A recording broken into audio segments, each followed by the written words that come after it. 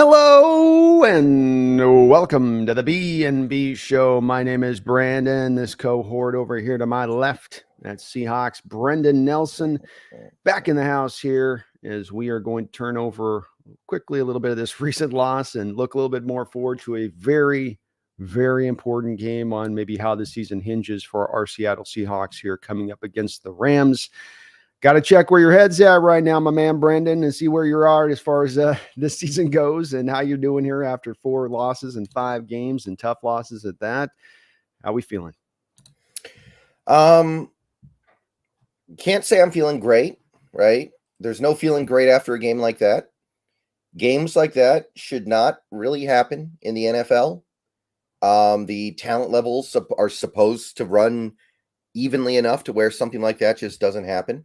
But it happened, and there's no feeling great about it, but I am aware that things can change very quickly in this league, so I'm not going to let one result get me too down.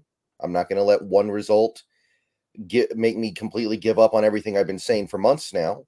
But that is something that makes you wonder about things, and I think that we as a fan base we're just trying to figure out who we can trust right now, and there's not a tremendous consensus on that.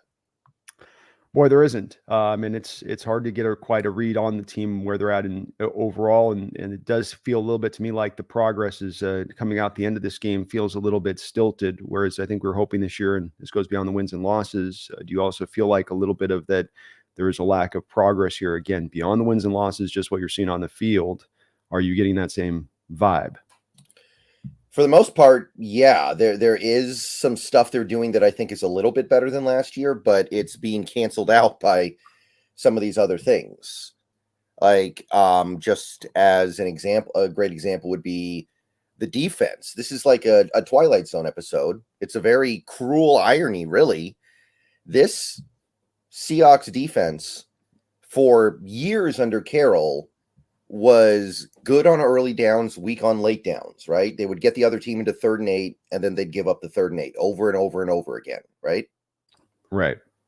And this year, that has flipped. So it's like you've got the hard part handled, because you look at the EPA. This defense is the worst in the league on first down, literally the worst on first down. They're bad on second down, and then they're elite on third down. So it kind of feels like we've done the hard part, but we didn't do the easy part. So the fact that we did the hard part doesn't even matter. Like, this is in some ways even more annoying than some of those Carroll defenses that were the opposite, because at least I could say, well, it's the hard part, right? It's not easy to do the hard part. That's why they call it the hard part. But this is more like you are failing at the basic parts of your defense, so you can't even get to the fun stuff. And that's what McDonald said after the Bills game. He said, the main reason why you're not seeing a lot of the things that I want to do, especially on defense, is because we're not even doing the basics. I can't send exotic pressure. I can't do simulated pressures. I can't stack the box and fool quarterbacks when they're never in passing situations. It's always 2nd and 3 or 3rd and inches. Or, they go from 1st and 10 to 1st and 10 to 1st and 10. And it's just very annoying that it seems like you got the 3rd down defense part down, but you're not even getting to 3rd down most of the time. In some ways, it's even more messed up than what we dealt with under Carroll, where it was the other way around. At least that makes a little more sense, right? It does a little bit. I mean, it's still, at the end of the day, it comes out in the wash and pretty much the same way to me. And I mean, being a lead on 3rd down, I think, is a little bit, it's a true statement. It's a true of where they're at, but it's also, I would say, like you just said, they're very inoften in 3rd downs. So that stat does have a little bit of a sample size to it versus other teams in the league that more often defensively get to 3rd downs than we do, because we allow so many yardage on 1st and 2nd down. But it to me just is a non-functional defense when it all settles out, because as you come down to the bottom line on this is a defense, Brendan, 1st down, 2nd down, 3rd down, when overall you can't stop the run and you can't stop the pass. it really just kind of boils down to that. I mean, for me, as far as I go on it, where, we might be, because I think what you're kind of inferring a bit is if we clean up first and second down, well, then we've got the third down on lock. And so there's a little bit of an opening there for the defense. And that might be the case, but I would wonder a little bit about how many pure real snaps we're getting in those kind of situations versus other teams, for a reference point on just because it feels like we're not pulling people into third downs as much. It just feels like we're more into those makeable points. Yeah, we're definitely not, but we're 8 games in. The sample size is at least workable, and the team has found success in those situations. And those are the situations where McDonald's able to dial up something that's a little more interesting than what we've seen the last several years. Those are the plays where he might send Rayshon Jenkins on a blitz. Those are the plays where he might actually dial something up, and it seems to work well. You just never get to that point more than a couple times a game. And I'll tell you, a lot of people on X over the last few days have been doing some great work doing cut-ups of the defense. Mm-hmm. Like Corbin has been doing this all week. Griff has done this all week. I've seen Maddie be doing it. A lot of people just talking about how this defense breaks down in the most fundamental way possible just based on where they line up pre-snap.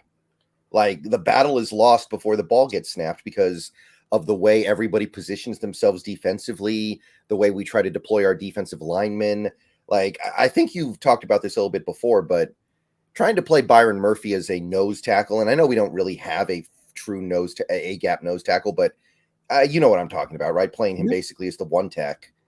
Like, that's hard to get away with sometimes. And I think you saw in this game, he got pushed around a lot. And a lot of things break down from that. So I don't know if it's fixable. And the general consensus that I've gotten from a lot of these cut-ups that I've seen and a lot of the people talking about it is there's so much messed up there that it is getting harder and harder to believe this will be fixed before next season, really. Yeah, my view is getting longer and longer viewed out, Brendan, here, the more that I watch this team and thinking of how long it's going to take to get contending status. And, as we came in, we thought we were closer, but new data, more information, you got to adjust your view with that information and data. And yeah, I think with Byron Murphy, it's a little bit of a head scratcher to me in that you drafted a guy who's at his best as a 3-tech who can play some nose tackle. You've treated him like a pure nose tackle at times. And you're not doing so because he's so great as a nose tackle. As you just said, you're doing so because you don't have a real legitimate pliable nose tackle that you can utilize. Hankins has gone backwards. Jaron Reed can do some of that, but that's not really his game. Leo Williams can do some of that, but that's not really his game. And unfortunately, with guys like Cam Young now, 4th-round pick from just last year, inactive after spending most of the season injured, that seems to be a mispick there as well. So they're doing it by necessity. So now you're not getting the most out of your 1st-round pick because you're forcing him into a position 24/7 that's not his exact right fit. And he's not necessarily being great at it because you're asking a 295-pound guy to be a nose tackle, which just doesn't really work in this league. So I think it is further away. I think it's a lot of guys on tape, Brendan. It's not just one guy here, one guy there. It's everybody taking their turn almost every play to kind of mess things up. The alignment definitely doesn't help things here. But the bottom line is that there's no real fixes. It doesn't seem like in the here and now. I also think that there's something to be said for the fact that I think that there's a bit of a lack of intensity to this defense. There's no juice. There's no sense of, spirit to them. You've lost 3 straight games at home. I just don't feel, I feel like there's also a little bit of a lack of just that undefined, it's untangible. It's hard to kind of place exactly what it is, but it's just a feeling of spirit that I don't get on this defense, that they're out there flying around to the football and trying to make it happen. Yeah. I think that if you give effort in a game, you're not going to look that bad pretty much ever in the NFL.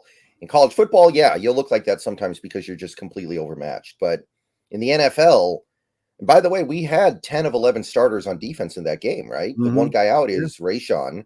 Maybe you could include Trey Brown in there because he ended up not playing, but he's not really a starter. Right. Like, you would expect a little bit more than that. And again, I do wonder if it can be fixed right now. Like, I don't want to take away what they did against Atlanta the previous week, right? Because that was a legitimately good game for the defense. They did some really good things in that game, I think. But at the same time, it's hard to have a game like that and imagine they're just going to get it together after 1 week. Maybe they can get it together during the bye week. Maybe they can fix things a little bit by the end of the year. But the defense just seems like it's going to be a problem for a while. And that's the thing from this game that hurts my feelings, because the offense, when DK Metcalf was scratched before kickoff, I kind of felt like something like that could happen. And you saw it, right? Like, players not really getting open. Buffalo's not afraid of anything more than 15 yards down the field. Geno doesn't try a single pass more than 20 yards down the field. And you look at the cut-ups, you can see why. It's not hard to figure out. And our only opportunity to be competitive in this game was lost mostly because of Connor Williams. And if not for that stuff, we probably would have at least made it a little bit of a game. So the offense, I get, right? We have one truly speedy receiver on the team. He didn't play. It's really hard to overcome that. But the defense is kind of hurting my feelings right now. Yeah, especially with the defense having as much assets as it's had poured into it. I mean, that defensive line and all that. I mean, you're wanting to start to see some returns of this and it being tangible in the way you're not looking like a league worst defense, sometimes on a weekly basis.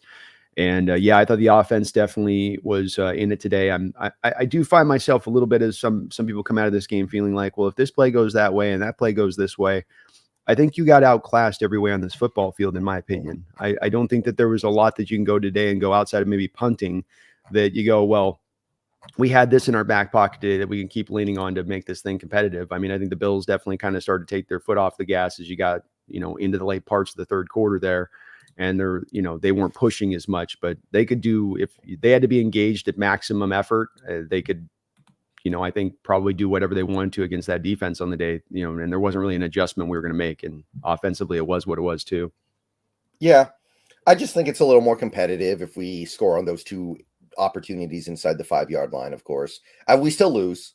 Maybe we're not feeling quite as bad about things as we are right now. But again, that's why I say the defense is the side of the ball that's hurting my feelings right now. The offense, I kind of get it, right? We got a 4th string right tackle. We're missing our only super dynamic playmaker on the outside. I get it. I'm not without empathy for that. But this defense was healthy. Yeah. No, I mean, they definitely should be able to carry a little bit more of that load when your offense needs them to, as the offense has done for them this year at times when they haven't been able to carry the load. I've got a theory here with the running game right now and why some of the struggles are going on with the running game. Let's see if you are buying into it, which is that, the right tackle situation was what it was, but that, I think that reason that we're sort of staying inside the A and the B gap on runs and we're not really trying to get to the outside. I don't think that the team trusts Lockett, JSN, Noah Fant as blockers right now when you're trying to run that ball out to the edges, and that those guys get defeated so often that it's sort of almost pressed a grub at this point to just stay inside on the run plays. Are you buying that? Yeah, I think that's definitely a big part of it. I think that we've seen that those guys are not really getting it done, and that's why our run percentage goes up massively every time Bobo's on the field or AJ Barner's on the field. It goes up to about almost 50%. And when Lockett's on the field, it goes down to like 15%. And some of that's because we're getting blown out and we have to throw the ball at the end of the game, but that doesn't account for the full discrepancy there. So I think that's them trying to overcome that and not doing a very good job of it, I would say. I don't think that's fooling anybody. I think the league has caught on. And I understand that it almost feels like whenever they get inside the 5-yard line, they're trying to sneak it in the end zone with a quick carry up the middle, just get the play over with and hope you get in. Like, I am getting that sense because they're trying to they don't want a play that goes on too long because they know that eventually somebody's going to get into the backfield. So they're just trying to like sneak it in there almost, like hope the defense just doesn't even notice. That's what I kind of get the vibe of sometimes because of that thing that you're talking about. But not like you're having a lot of success running the ball with the interior either. Like, it's not working there either, really. Nope. So I can't say that that's a good idea. It's an understandable idea. But I will say this. I did hear that apparently Bradford's going to be the full-time player going forward at right guard, which I like. Yeah. I think that rotation nonsense needed to stop a while ago. Sounds like it's going to stop now. So maybe that'll help a little bit, but I don't know what you do with the running game, right? I don't know what you do with it because it's you it's really hard to fix anything now, right? The die is cast. The players you Yep. have are the players you have. Lakin Tomlinson, I think, is showing that at best he's extremely inconsistent, right? Mm. So you're not going to be able to depend on him week to week. So that's not getting better. And maybe Connor Williams can get better. He was getting better before this game, but I don't know how they find a way to run the ball this year, really, because I kept waiting for things to get better and better and better over these last few weeks, but it's not. And I'm kind of at the point now where I think it'd be a mistake to assume that anything's going to get just better because of experience and repetition. Yeah, you're not pushing guys off of a line of scrimmage, and that's not going to change anytime soon where there's no push. And then you're not able with your offensive coordinator, like I think we'd kind of hope with some of the spread system, to be able to kind of, pepper things around the field a little bit and be able to maybe manufacture things. I think Grubb, and one of the things that he has not been as good on is just more kind of manufacturing you through the forest on this when it is sort of tough sledding. It just kind of falls back onto, well, I guess we're going to throw a bunch. That seems to be the solution to this problem of not being able to run rather than get creative. And I did think, Brendan, that third drive of this game, where the first two were very kind of boring, you start out just getting past happy on the first drive, but coming back on that third one was one where you started to feel a little bit more what Grubb brought to play with some of that motion based and a lot of eye candy prior to the snap going this way, but we're going that way. Just seemed to be a one drive thing, though, that he didn't want to go back to. Yeah, maybe the playbook just ran out of pages at that point. But you're right. That drive was, I really liked what I saw. That was like, okay, this is the stuff that I like. This is the stuff I get into. There was, I think we ran a flood route on that drive where we actually ran guys through a zone and then had somebody running behind him. Yeah. I can't remember who it was, but I think we ran what was basically a flood route. There was some stuff where Geno Smith would do play action, turn around, and immediately AJ Barner's just opened by 8 yards in the middle of the field. Yeah. And I was like, oh, well, that's one drive. Where are my other drives? And we didn't really get that until maybe garbage time. And I don't even know if you can really say garbage time counts. Like, that's not real football. No, I don't take much away from that on that side myself with it. A couple donations here. Phoebe Moore Seahawks, thank you for the $2 don't know. He says, how does Charles Cross contract look like now? How would an extension look? My position hasn't changed too much. I still think you're looking at the Andrew Thomas deal plus maybe 2 or 3 million per year. Yeah. So you're probably somewhere in the neighborhood of, 24, 25 million per year on average on a new contract. Somewhere in that neighborhood probably for Cross. Yeah. Yeah, and I don't think Cross played poorly this week at all, for whatever it's worth. I actually think if there's one thing this team did well, pass protection was pretty good. Again, this game's a Twilight Zone episode. There was time now. Geno Smith actually had time today or on Sunday, and nobody got open. Some of it's to that thing where he doesn't push the ball down the field, though, right? So if he's just getting the ball out of his hands super quick during the game, and you're not allowing long developing routes, you're not going to get as much pressure. And right. I think your point about that with him not pushing the ball down the field is a good one here, where it's like they're very aware of the pass rush of Buffalo, so it's it's just the quick throws as fast as possible. Some weeks that doesn't make a difference though with this offensive line. That's definitely true. And look, Cross has been a great player for us this year. He's a top 6 left tackle in the sport this year, being conservative on it. So he's one of the guys that is holding up his end on this team, and certainly feel good about him in the long term as that blindside protector. Yeah, and I would remember talking about Cross with what's his name, Dave Desrochers. Do you know who that is? Former Seahawk offensive lineman. He was like a 12th round pick in the 80s. Nope, I space it on that. Yeah, he does a little show on YouTube. It's just starting up. It's called Hawk Talk. Oh, okay. And I've been on the show a couple times, and I was talking about Cross, about how he's only 23, and Dave, as an offensive lineman, said, I feel like you don't really get all your muscles until you get to about 25. I feel like there's that last little push where you get a little bit stronger and you've really got your adult muscles ready to go. So he might get better over the next couple of years. Like, he came into the league very young. I think people need to remember that. Yep. They call that grown man strength, old man strength. It starts to set in on that. And that's very much a true thing. So love where he's at. Maybe we don't like necessarily where the rest of the offensive line is at, but you feel good about the Cross extension, and fully do expect it to happen, and very quickly this offseason. Yeah. Get it done now. Do not wait. The good news too is, Femi, is that you will be able to lower down that first year hit for him on the new contract down to a bare minimum base salary. And so whatever you end up on the bonus side of this, it's not going to be at a $24 million hit per year in the first 2 years of the deal. You're going to be to like 3 or 4 on that new extension before you actually get to that significant portion of a cap hit. Mm-hmm. But yeah, we'll definitely get that one done. Catch has got a great question here, and thank you for the $2 donation. I think it's as good a time to address this one as we were planning on doing on this show at some point here, Brendan, today. And that is, if we lose this game, are we in rebuild mode? I don't feel like the rebuild. Like, what are we saying by rebuild? Are we saying, oh, we got to trade Charles Cross, we got to trade JSN, we got to trade Witherspoon? Like, how far are we going? So it's, I think, and I'm Catch, if I am translating yours wrongly, I'm sorry on this, but I think I'm going to take your flow from where I think you're coming from on this, which is that I think what he's saying is, rather than look at it through a fire sale, like everybody's got to go, it's more of, okay, if we get to Monday, something I've been advocating for, Brendan, is if we get to Monday, that we are in sell mode, but not fire sale mode, if that makes sense. So you're giving us a great offer that's we're not maybe able to get in the offseason or another time of year because you really think this player A is going to take you over the top. Would you be in that sell mode? Is that something that's, if we lose this game in that same manner we've been losing here recently, that's the pathway you'd look to take? I mean, it's probably what I would like to do. I don't know if the team is actually going to do it. I wonder if the team. It's not. I don't. Yeah, I don't care on that. I want to know what you want to do with it. This is because the team's gonna. Here's the thing with the team on this one. Team doesn't always do the smartest things when it comes to the timing of moving off. That's the thing that I think we're seeing here, kind of in this stuck in between phase of things as we've been the past 3 years. In 29-30 record, one playoff win since 2017. You know, we can go through the guys if you want, from Dwayne Eskridge to Rasheem Green to LJ Collier. The team's going to hold on to guys, and they're going to trust in their process, and they'll go long past maybe what would have been the, hey, we've realized this guy's not going to be it. But that doesn't mean that that's the right path to take here, Brendan.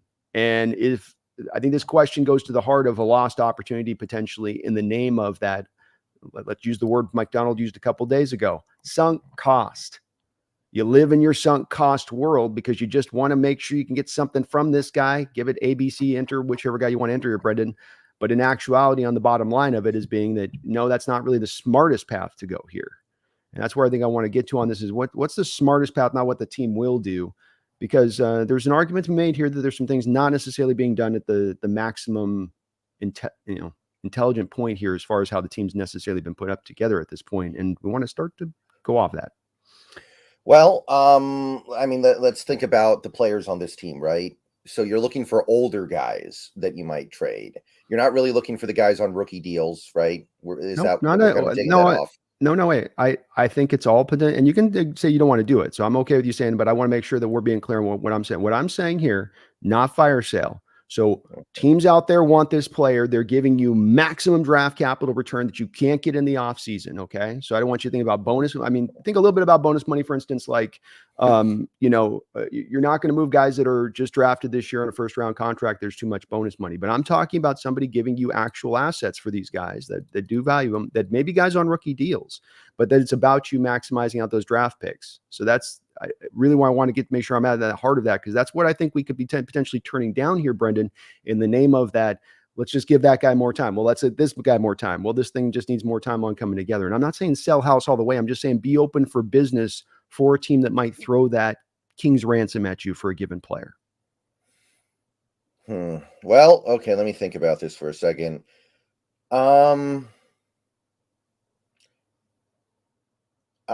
Nothing really comes super strong to my mind of a player that I'm looking to move off of, even if we do lose this game. Maybe do you think about maybe moving Ken Walker if you're not planning on extending him? Here's my hang up with that. I don't think next year's draft class is any good. I don't think next year's draft class is good at all. So if you're going to say, okay, let's trade this guy to a team like the Chiefs for a second round pick, and it ends up being the 64th pick, I mean, it's still a good pick, but I don't value it as much as I would have last year or the year before. Those are better draft classes. So I look at that and I kind of go, I'm not sure I want to do that.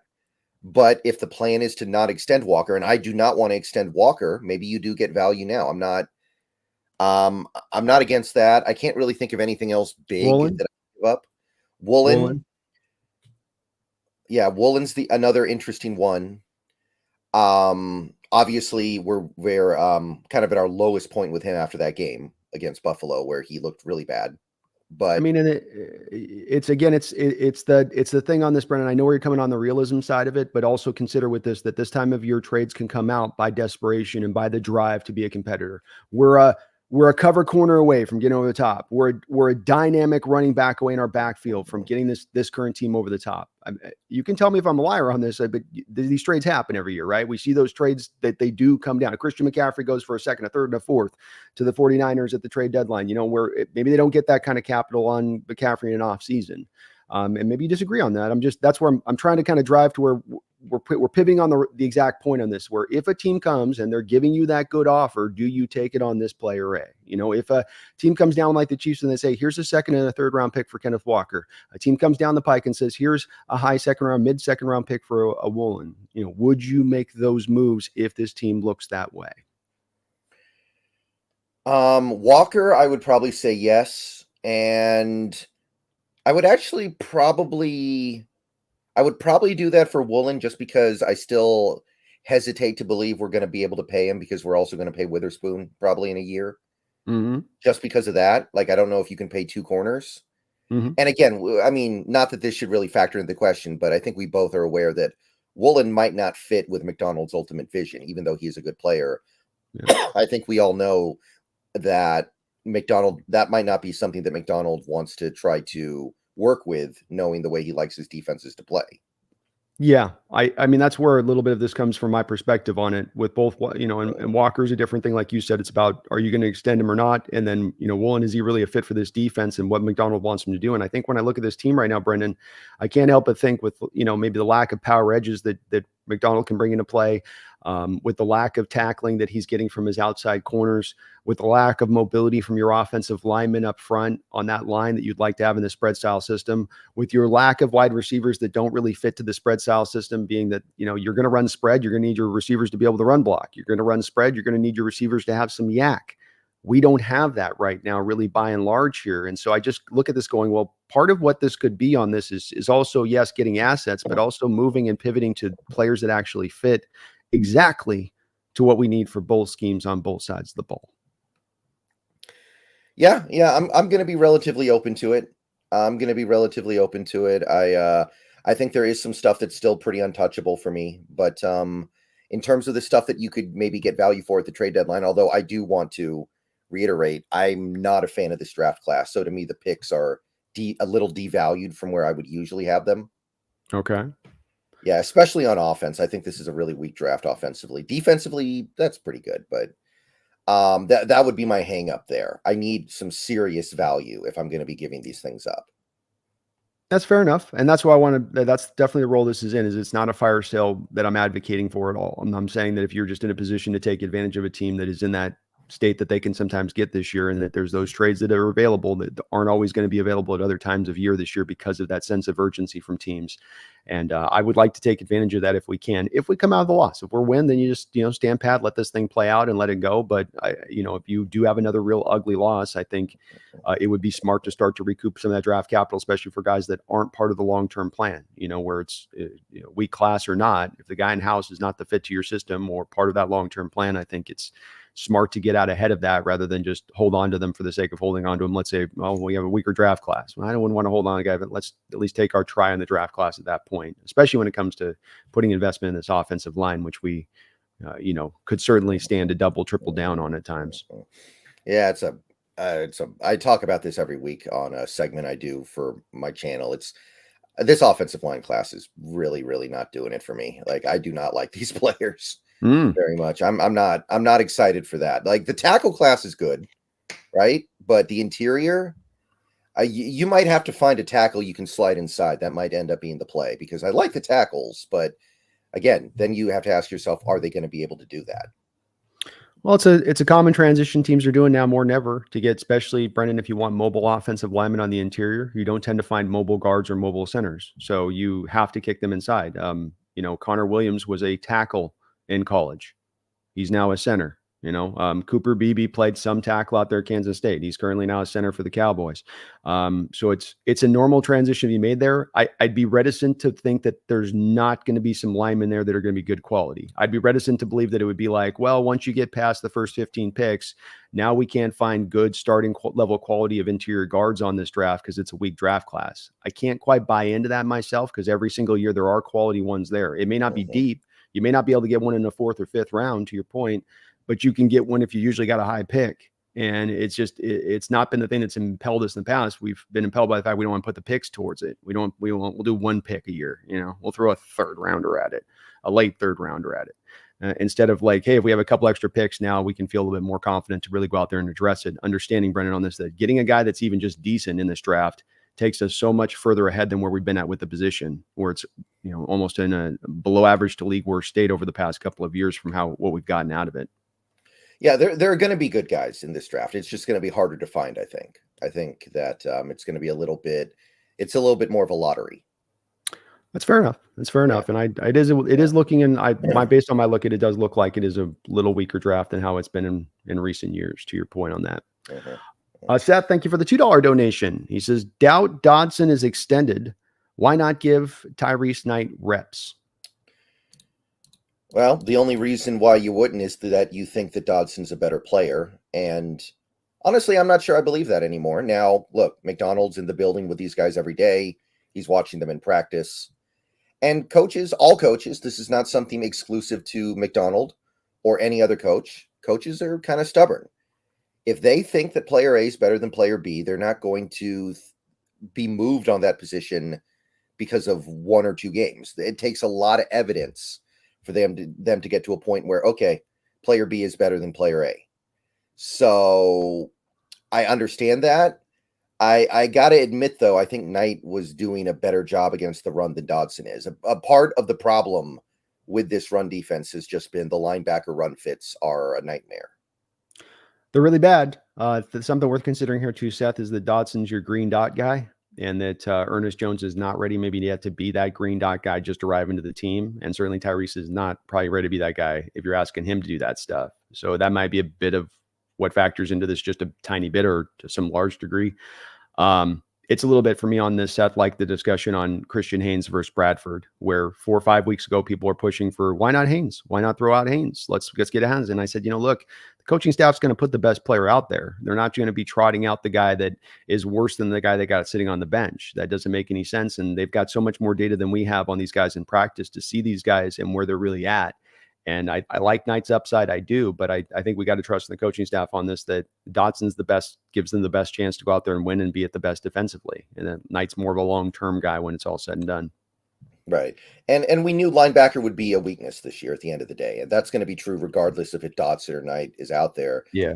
I think the issue is that, every team in the league has weaknesses, but the Seahawks, it seems like most of the games they've been playing lately, it gets made about their weakness. They can't make the game about their strengths. Everything, it's like their weaknesses get put under a microscope. So you don't even notice the things that they have that might be strong. What is our strength? Well, you mean just in terms of talent? No, in terms of what is the team's strength. It's like, to me, I don't think we have any identity right now as a team at all. I don't think that there's something that we do consistently well down the line. We don't run well. We don't pass block well. We don't stop the run well. We don't stop the pass well.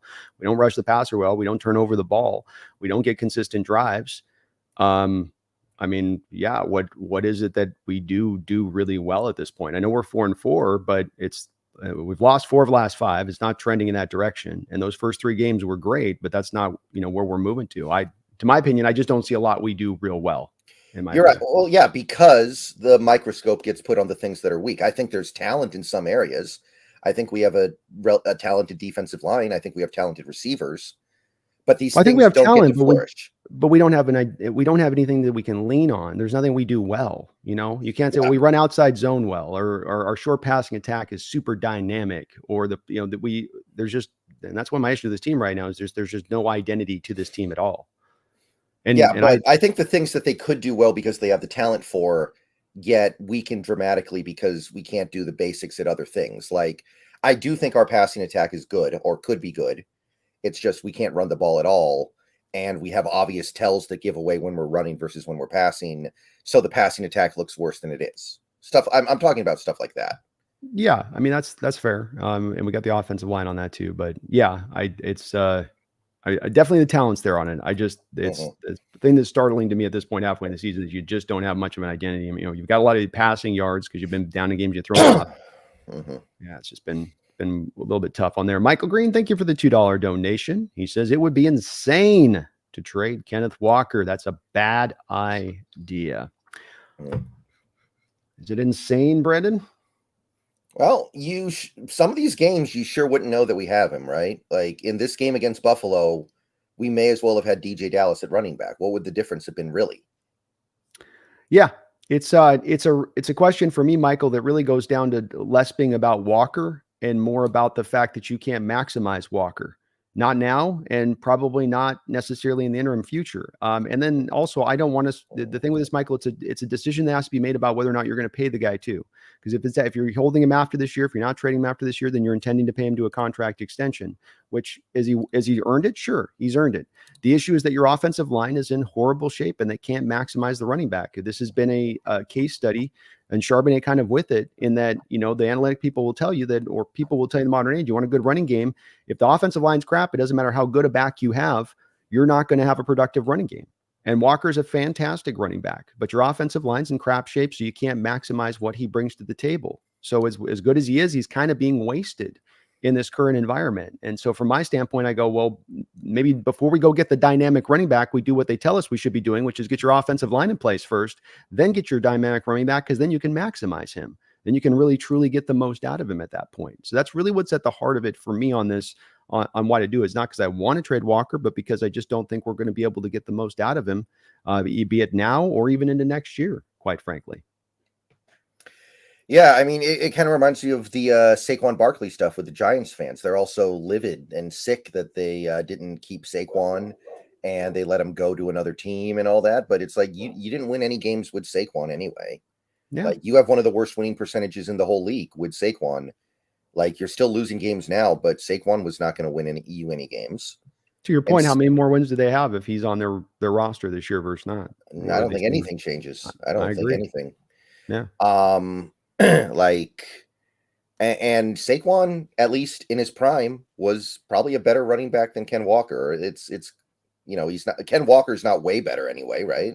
No, I agree. Hey, there's a reason Saquon was a top 5 pick and Walker was early second round pick. There's a difference in the talent level there. Yeah, I think that's completely true.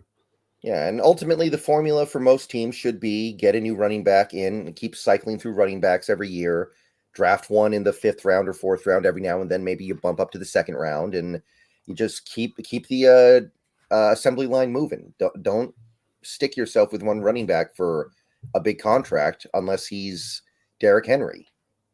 Yeah, and the contract part's the part we got to consider here, Michael, being that's you're going to have to pay him, and it's a pay or not. And if you are paying him, it's like, do you have the money to pay him? Do you have other guys you got to pay? Is it best way of the asset? So I think it's a complicated discussion around Walker, and you'd love it to be just as straightforward as this player's great, no doubt about it, you sign him. But unfortunately, this team's got some things that just really prevent you from being able to max him out in the way that you'd want to if you're going to sign him to a $13 million per year deal, which is probably about what he's going to be making if you did that. Right. Thomas Cox, thank you for the $5 donation. He says, what's your opinion of Walker, Starks, and Williams of Georgia? I think, well, it's Jalen Walker, right? The linebacker slash edge. That's who we're talking about, right? Yeah. He's a lot of fun. He could be like a Micah Parsons. He could be somebody who goes to edge on 3rd down and then plays inside in the box on other downs. Mm-hmm. I like him a lot. Probably not going to be there when we pick, even if we end up having a bad record this year. No, I think he'll be like a top 8 pick, probably. Yeah. Agreed. Yeah. Michael Williams, I think he's their pure edge, if I recall correctly. I'm not sure on him. I know Starks and Walker, but I'm not as abreast on Williams. Yeah. Starks is the top ranked safety in this draft, I think. It is a really good safety draft. I will say that part of the draft is nice. And Starks is very good. I'm starting to like Aman Wari better, the South Carolina guy. Mm-hmm. but Starks is very good. Yeah, and he can do a lot of slot stuff too, in addition to the safety stuff. So, Walker and Starks, Thomas are both first rounders. Starks probably goes into probably the teens to 20-ish, early 20s range, I think. So maybe he'll be in play for us. That would move Witherspoon to the outside because he's going to do a lot of slot stuff too. I think he's really a hybrid off being the safety kind of slot, but both Walker and Starks, very athletic players. Walker's a handful coming off the edge. He had that game against Texas, I think, a couple weeks ago where he was just about unblockable at times. I think in that game, if I'm remembering the right one, maybe it was Alabama. I'm thinking of in that game that they played, where he was. I think that was Texas. I think you were right. Texas, right? I'm getting these confused a little bit, but he was going off in that game. He was just a monster, and I do think he's going to be probably a top 10 pick there, Thomas. So Walker will be a good one, that's for sure. Micah Parsons probably pretty good. I think they'll probably end up keeping him edge when he gets to the pros because he's just so good there. But, a lot of guys trying to be the next Micah Parsons, like that Abdul Carter guy at Penn State. He's kind of doing the same thing where he'll play in the box a lot and then slide outside. Harold Landry. Harold Landry, another good example. It's he started a revolution.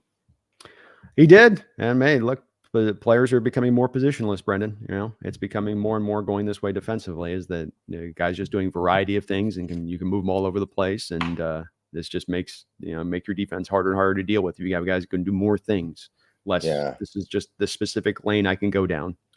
Yeah, I got to say, though, Micah is a problem on run defense. He gets washed out of the play so easy because he's undersized. Yeah, they're going to have to figure out how to handle that because that part is becoming tough. Yeah, and especially with them having to decide if they pay him, Brendan, because he's coming up with that contract, and he's wanting to be paid up over $30 million a year and has probably earned it. But from the Cowboys' perspective, they're also like, well, but he's you like you say, you got the run defense, and do we want to keep you at the inside linebacker early on? And if we're paying you that amount of money, we really want to keep you off the edge because you ain't paying middle linebackers $30 million a year. So they're in a bit of a conundrum, are the Cowboys right now? You talk about a team caught really in a bit of the abyss. They are. Yeah. The difference is they've already kind of married themselves to sticking it out because they paid Dak, right? They can't they can't take that contract back. They got to try to win the Super Bowl over the next few years. I think they get I still go maintain it's part. They're going to go get Bill Belichick this offseason, and Belichick will love having a guy like Parsons who will remind him of Lawrence Taylor. So he'll get a lot out of that guy. I'm sure he'll find a way to put him in those positions. If there's one coach who could, that would be Belichick. But I think that's where they're going to go. I do feel like that's still their way. Yeah. But you're right. They're in it. They're still trying to do the competing thing. They're not going to reload or rebuild or do any of that. Noah Lansing, thank you for the $2 donation. I don't know these two names, but he says, imagine Banks and Sava. Okay. Well, yeah, I actually do know Jonah, especially. He's the Arizona offensive lineman. I think he's playing tackle, but probably slides into guard at the next level. Mm-hmm. He's like a late first, early second type guy. He is good. He and Booker are generally considered the best interior linemen in this draft. All right. Banks, let me make sure I have this right here. Yeah, he might be talking about Kelvin Banks, the Texas tackle. He's going to go too high. We're not going to be able to get him. He's probably a top 8 pick too. All right. Yeah. Well, certainly, if there are good tackles in this draft, they're going to go fast. So they always do if they're legit tackles. Yeah, he's been anchoring that Texas offense for the last couple of years, so he's got a lot of credibility. Okay. Yeah, sorry, no, I haven't had a chance to take a look at him. I've been a little bit slow to do much of the scouting this year so far, so I'll be ramping my stuff up here probably about the next month or so on my end. But look, if the team wants to invest in their first 3 picks to the offensive line this year, I would have no problems with that whatsoever. I wouldn't. This unit has underperformed for so long, and they've just not quite been willing to really dive into it. We know John's not going to spend any money on a guy in the open market, so it may be the only way we have to upgrade this offensive line to really drill down on it in the draft. Yeah, and I don't know if this is a controversial take right now. I imagine that everything you say right now in the Seahawks fandom could be controversial because there's not a lot of agreements right now, but I hope that Ryan Grubb gets a chance with a real offensive line before we decide to kick him to the side here, because I think there is some expectation and anticipation at this point that Grubb is going to be one and done. I don't feel like I can hold most of this against him. I want to see him with a real offensive line before I say we need to kick him out of here.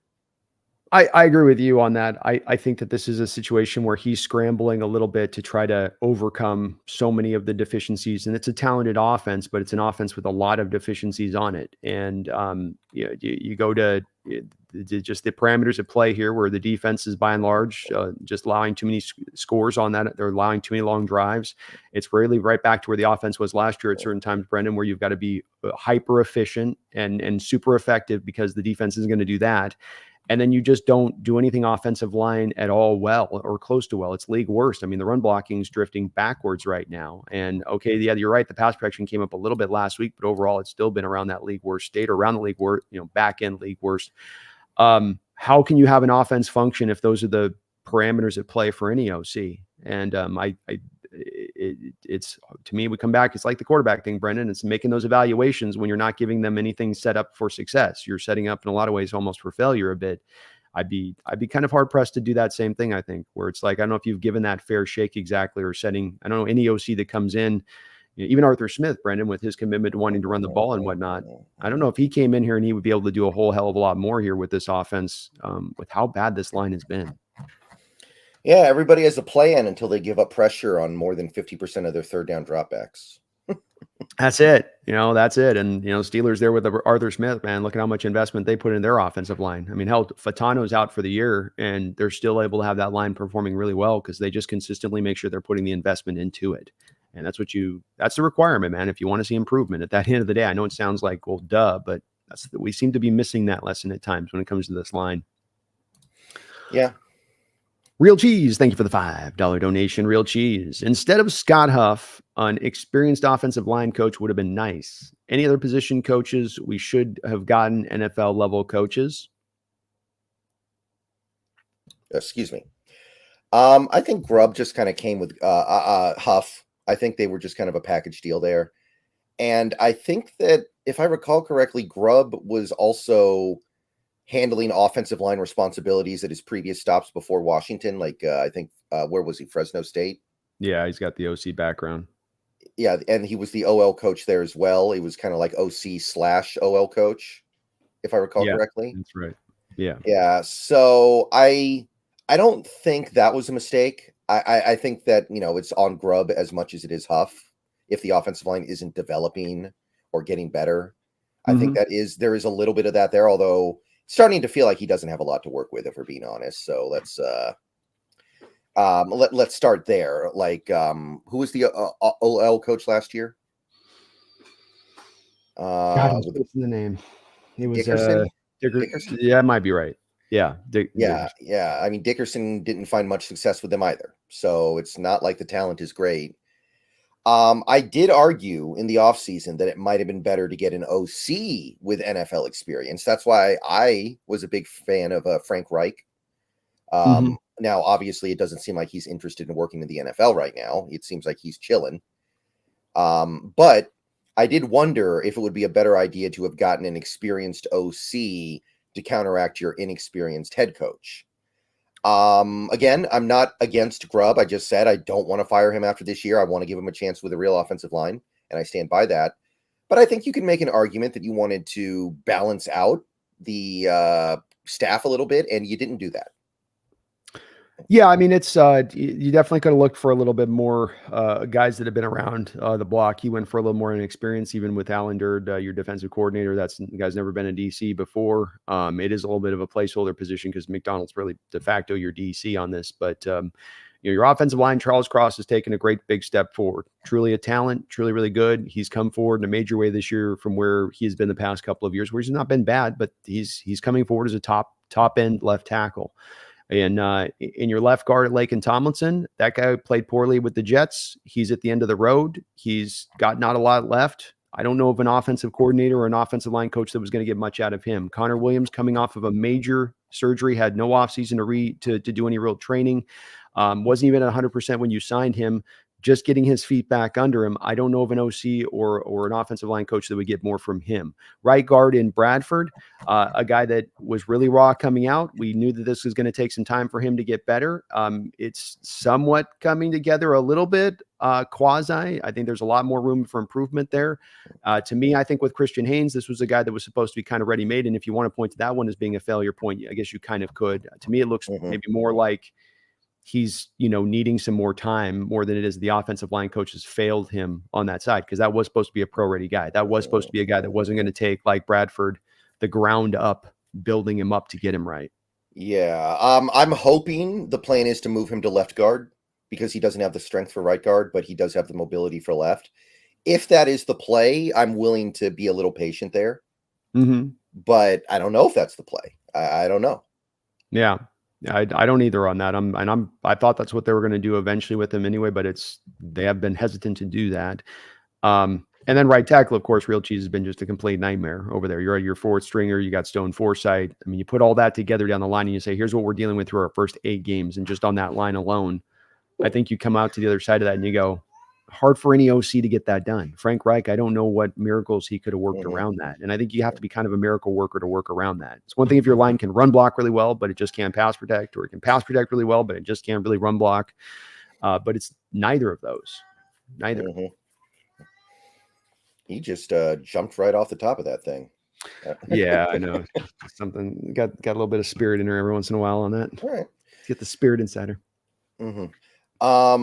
But yeah, I do think that there is an argument to be made. We could have done different hires to counteract McDonald's inexperience.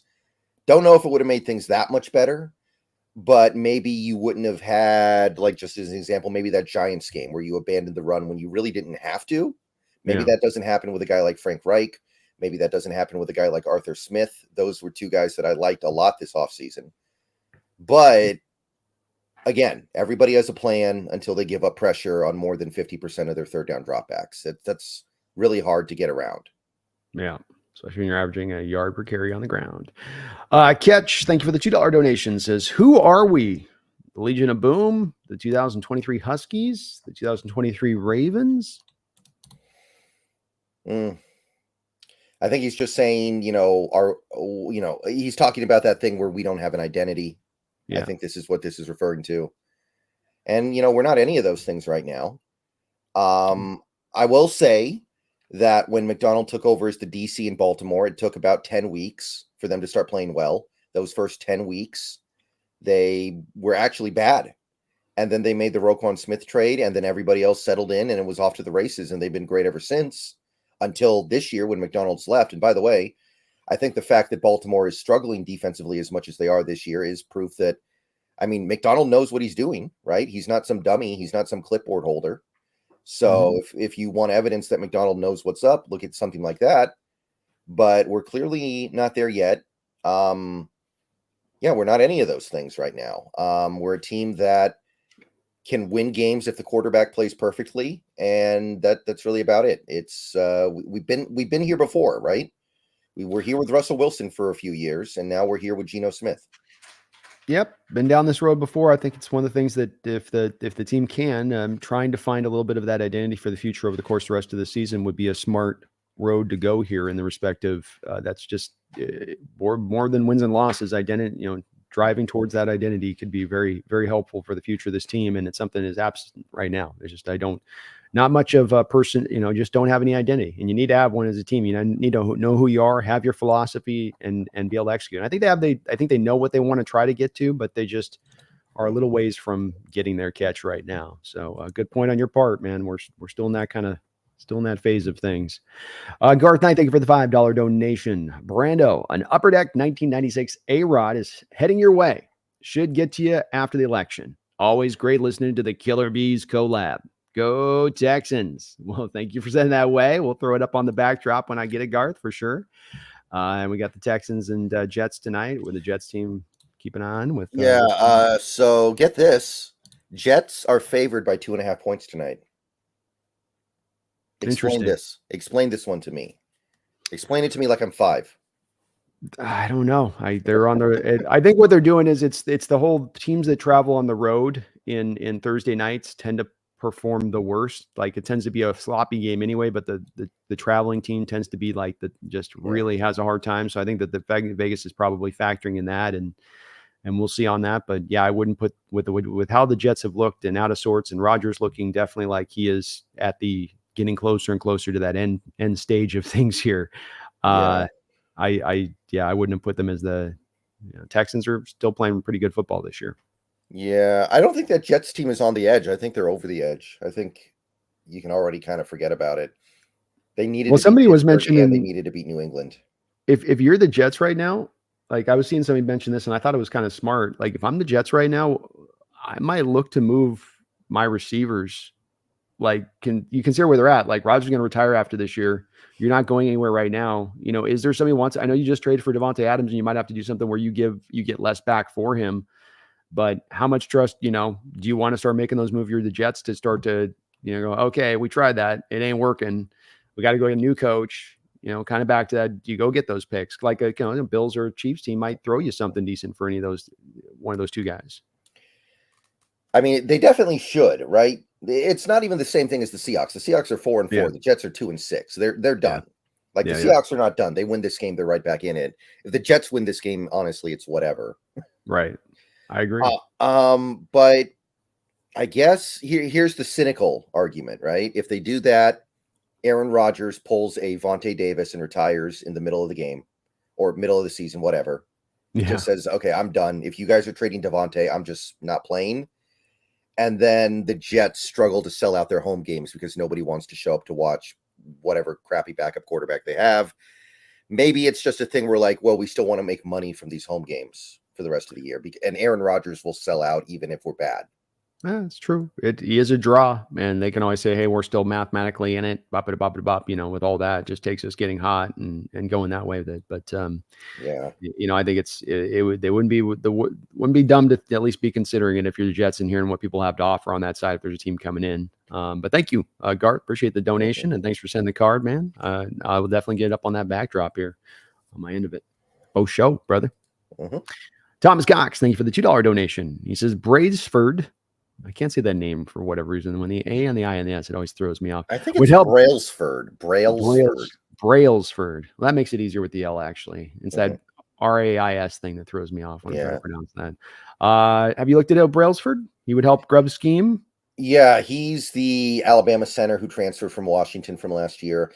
Okay. I'm not 100% sure if he's going to declare this year because he really has only played 2 years. He played last year at Washington because the year before they had the God who was the center before Brailsford. I can't remember his name, but he's really only played the 2 years. Last year at UW and this year at Alabama. I don't know if he declares. He is generally considered to be probably the best center in this draft. For whatever reason, Pro Football Focus hates him, by the way. They never give him a good grade. Alabama can run for 800 yards, and they'll still give him like a 57. I don't know. They do the same thing with Tyler Booker.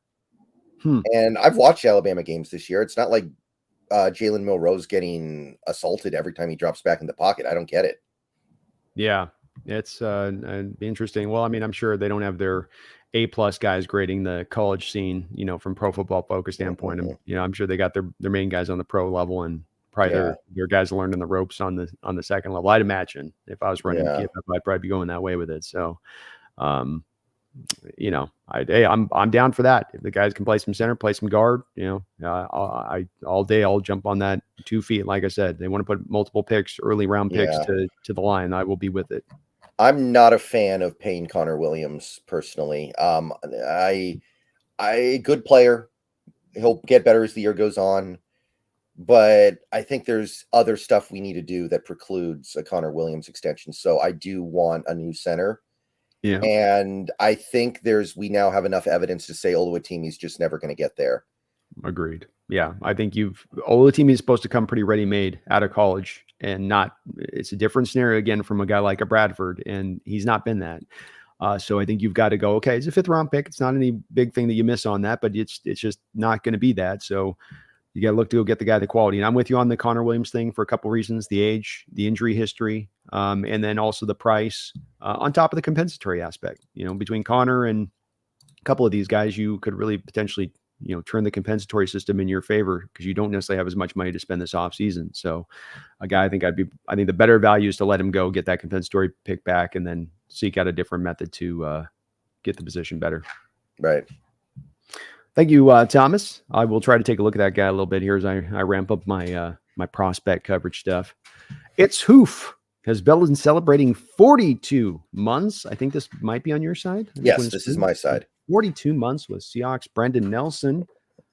How would you guys feel if the Seahawks used their first round pick on one of the really good wide receivers, assuming Lockett retires? I'm not against that at all because I like this receiver class a lot. Although I would say this, it feels like every receiver class is going to be good for the rest of time because passing attacks are becoming so prevalent. It feels like we're never going to have a bad receiver or cornerback class again. It's always going to be good. Yeah. But I'm not against it. I would just ask who. Is it going to be somebody like, is McMillan going to slip because his production's been not very good this year because his quarterback sucks? Because I feel like that guy should be a top 10 pick, but what if he's not? What if he's there in the teens? Hard for me to pass that up. I've had him more in the teens. I've had him more as the Mike Evans comp. And if you look at Mike Evans, he wasn't a top 10 pick when he came out of Texas A&M. Are you sure about that? I thought Evans was the 6th overall pick. I might be wrong on this. So I could be wrong on that. I'm pretty sure he was 6th overall. Yes, 7th. My bad. All right. I'm misremembering it then. So that's mine. I don't think he's going to go as high. I think his 40 time is going to be the thing that dings him because I think he's going to be like a 4.6 guy on the 40. And I don't know if that'll be enough to drive him up in the top 10-ish range. It might. He's an insane talent. So I love him, Brendan. He's a really great player. And I wouldn't mind having him on my ball club because I think he's got the Mike Evans comp to him. Do you like that comp, by the way? That's not bad. Yeah, I can dig it. He's got that size. The high pointing ability to really go up and uses his big frame to the maximum. Great ball skills and hands. I mean, really gluey, big hands. I love the kid a lot. I wouldn't mind either going first round pick necessarily. I will say that there would be more of a draw to me almost to the point here with Bill where it's like, how do we end up targeting these linemen versus bringing up another receiver that you're bringing in there? Because you get a receiver in there and you got JSN, you got DK here, let's say, and Locke retires. But then if the offensive line's in the same place they've been, keeping in mind you're not going to have the money really here at Toof to go out onto free agency and go and buy that guy most likely than not. So you go, well, you get the first round receiver. Where are we getting that improvement for our line then? How is that coming into house at that point? Because we can't just rely on the in-house guys to clean it up. And the thing is, like, you got Luther Burden, right? He's the next receiver on the list. And I think he's a slot guy. I feel like he's a slot guy. I don't know if we need to do that. And then it actually gets a little bit more into the point where I'm thinking about like the second round, right? Like you've got Trey Harris, the Mississippi guy. You've got a couple of guys at Oregon that I like. The Stanford guy, Ayor Minor. He's good, and he's got no quarterback down there too, so his production isn't really there. But once you get past the first maybe 3 guys, I think it's a little bit tough. It's last year's receiver class was better. I like this one, but I don't know if there's going to be the right guy there in the first round to pick to where I think that's better than an offensive lineman or maybe a safety in this class, or maybe a tackle that you convert to the inside. I don't know. I'm not against it, but it might not fall the right way for it to make actual sense for the team to do it. I'm kind of in the same camp on this. It's tough. And you definitely have had some pretty good success taking those receivers in the second round under Schneider. He's got a pretty good hit rate there, taking receivers in that place. So, I think I'd probably lean to that as well if that's where the value is really truly at. There's some good top end guys, but the value might be a little bit better into that second round based on what I've seen with the receivers initially in this draft too, where that's really where the heap of the good talent's really at, Yeah, a lot of good day 2 guys in this drafted receiver, in my opinion. Yeah, I'm with that approach for sure. Thanks, Hoof. Appreciate you. Garth Knight, thank you for the $5 donation, the double dip dono. How many times has a player been traded twice during a season? Well, Ernest Jones, we know that one, right? We got Ernest. Other than that, though, you would think it doesn't happen that often. This isn't basketball. No, it's definitely not basketball in that way. Yeah, in basketball, you get passed around like currency. uh, did Antonio Brown do a 3-team thing once? Did he do a 3-team? No, maybe not. Maybe that was Well, the did Raiders. did the Raiders cut him after he Yeah. tried to freeze his feet off or whatever? Yeah, I think that was a cut. They're trying to get back their money on that, so that wouldn't be a good one on that. Man, Yeah, I can't think of yeah. another player traded twice. Because there's actually a rule against doing a trade back after a trade.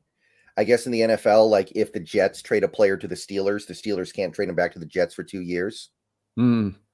That's interesting. That's funny too because it came up on my stream last night. Somebody was asking about, hey, what if we just rented DK to KC for a first rounder and then we got him? They sent him back to us after the year. So I guess that's why the NFL probably put that rule in place. Yeah, just To to prevent. make sure that the Niners don't win the Super Bowl, give the Chiefs Yeah, DK. yeah, well, exactly. That's what they were saying. That's exactly what they said in my chat when they brought it up last night. And I was like, hey, it's not, I mean, if you're renting him out for half season, get him back. I mean, for first round pick, all right, Chiefs would do it. So I can't think of another one, Garth. I'm pondering and going through, but I'm sure it's happened. But Ernest is the only one I can think of in recent memory. Yeah, that's all. I feel like there's some baseball players that get traded 6 times in one season. Oh yeah, they'll get. You talk about getting passed around every other month. You know what I'm saying? Passed around more than a Diddy party.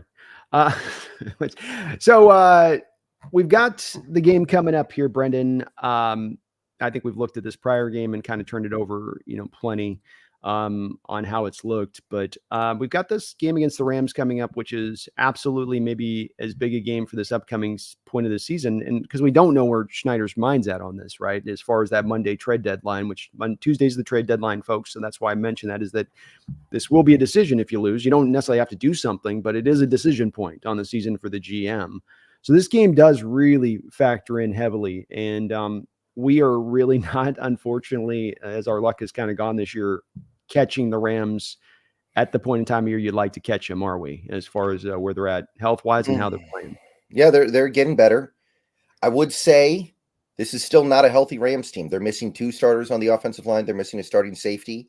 So to say that they're healthy, no, they still have problems. They still have things they're doing that you should be able to take advantage of. So I'm not going to just lay down in front of this game. And if we lose or get blown out, I'm going to be like, well, that's okay, because the Rams are healthy now. They're not. So let's, I'm taking this seriously. I'm not going to just go into this game expecting to get killed and I'm going to be okay if we get killed. No, it's not okay. Definitely not okay. I wouldn't say that I'm good with it happening. I will say that it's a hard game to look out with what you see our weaknesses are at as a team. And I start, kind of defensively with this one, where the Rams this offseason, Brendan, doubled down to wanting to run the ball and investing in their offensive line and they'd already been recently investing in their offensive line. They got no boom back last week, and they want to run. They want to keep Stafford about 25 to 33 attempts a game. I think that's their ideal. And unfortunately, to me, that's the type of team, offensively speaking, coming in that is really the team that gives our defense the hardest time, of commitment to the ground game and a diversified rushing attack. And they can hit you any which way they want. And we have not been able to stop that rushing attack this year, even in the Falcons game, where you just got up on them in that game as much as anything else. Yeah. I don't have a sunny disposition of this defense right now against this Rams team.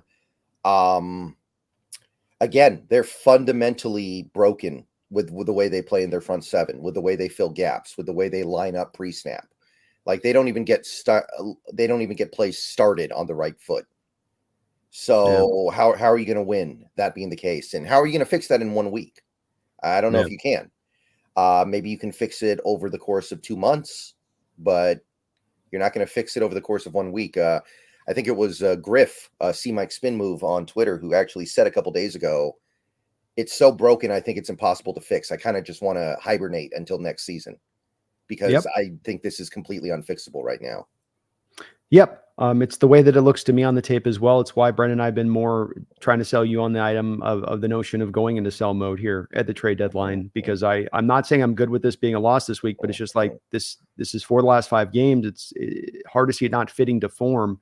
And this Rams team has the ways to be able to go after you. And I mean, even how they generate pressure defensively, with their stunt game that they run, it's just, it's not a good fit for our offensive line and how they pass protect. So I don't know how you get it fixed either this quickly. It feels like a bigger thing to clean up than just a couple games, or just get this little detail right and get that detail right. And so this is the worst kind of team. What you wanted on this kind of game, Brendan, is, you wanted like a pass happy team that doesn't run the ball well. That's kind of the ideal matchup for our defense right now. Not a team that is committed to running the ball and they run the ball really well. That's the one where to me, you're going to have some problems in this one. And unfortunately, really, it's at the heart of it is that your offense has to be really good with this Rams offense, I think, and matching them score for score. But then you're also going to get those long drives like we had last week with the Bills in these kind of matchups, or with the Giants, where, that's 13, 14, 15 play drive that takes 7 minutes up and keeps your offense on the field. Now your offense has to be that much more efficient when they're on the field. They have less room for error, Yeah. I think it's just another game where you need Geno Smith to be Superman. He needs to overcome all this stuff, right? And it's all on his shoulders. And either he'll be Atlas and lift the globe up, or he won't, and you lose. And he's done it before. He's put the weight of the world on his shoulders before. I know he can do it, but that's not what football's supposed to be, right? That's, football is not a quarterback who lifts everything else up and carries you while everybody else is pulling the other way. It's not supposed to. No, we're supposed to have a team, and that's what's missing here is you don't have that sense of team. You have individuals and guys doing their thing, but not the team point really locked in here that stands out. I don't think we can say, I'm looking at this from a standpoint of schematics or adjustments the team can make to counter the Rams in the running game. The thing that we've learned with McDonald the past couple of weeks, and I'm not knocking, it's just the reality of what it is. And he confirmed this in his interview, because I've been saying for weeks, Brendan, to you on this, and I know you feel the same way, of, hey, this just is not the Ravens defense. We're not getting that iteration. We're not getting what we thought here as far as what he was going to run in his designs. It's the front four. And we learned from him this last week that's because of the fact that we're not doing the basic stuff. So we can't get to the advanced stuff. And I'm not just talking about third down. I mean, even on first, second down, you're having to stay in a real base packages and real simplistic looks in order to just hold on for dear life. And so you don't really have anything that you can call upon with how this defense is playing on top of it to help from a coaching standpoint, like he said in his interview. And it's part of what gives me a little bit of skepticism about being able to steal this game, even at home.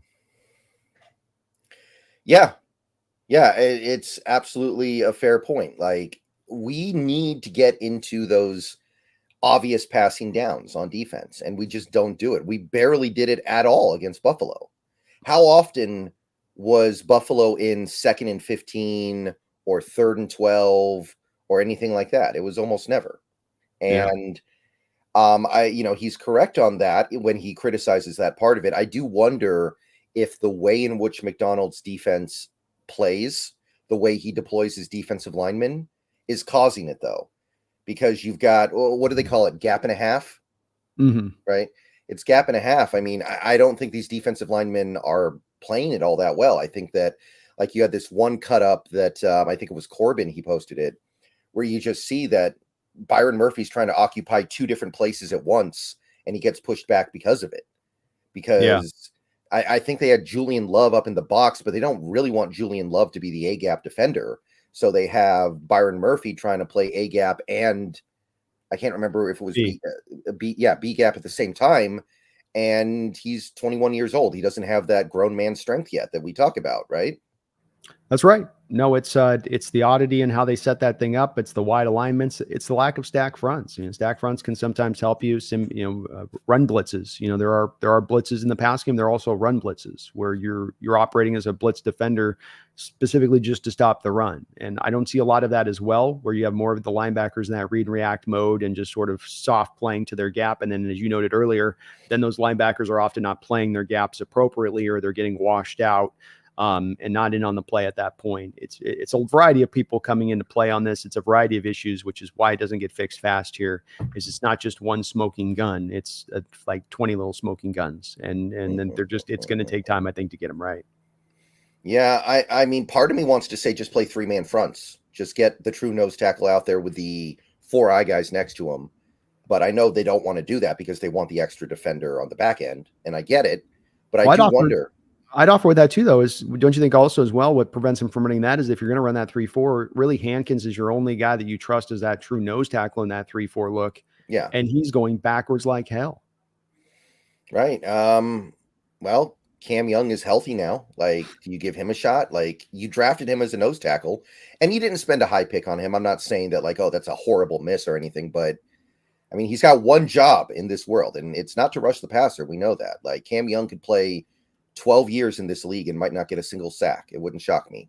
He's here for one reason.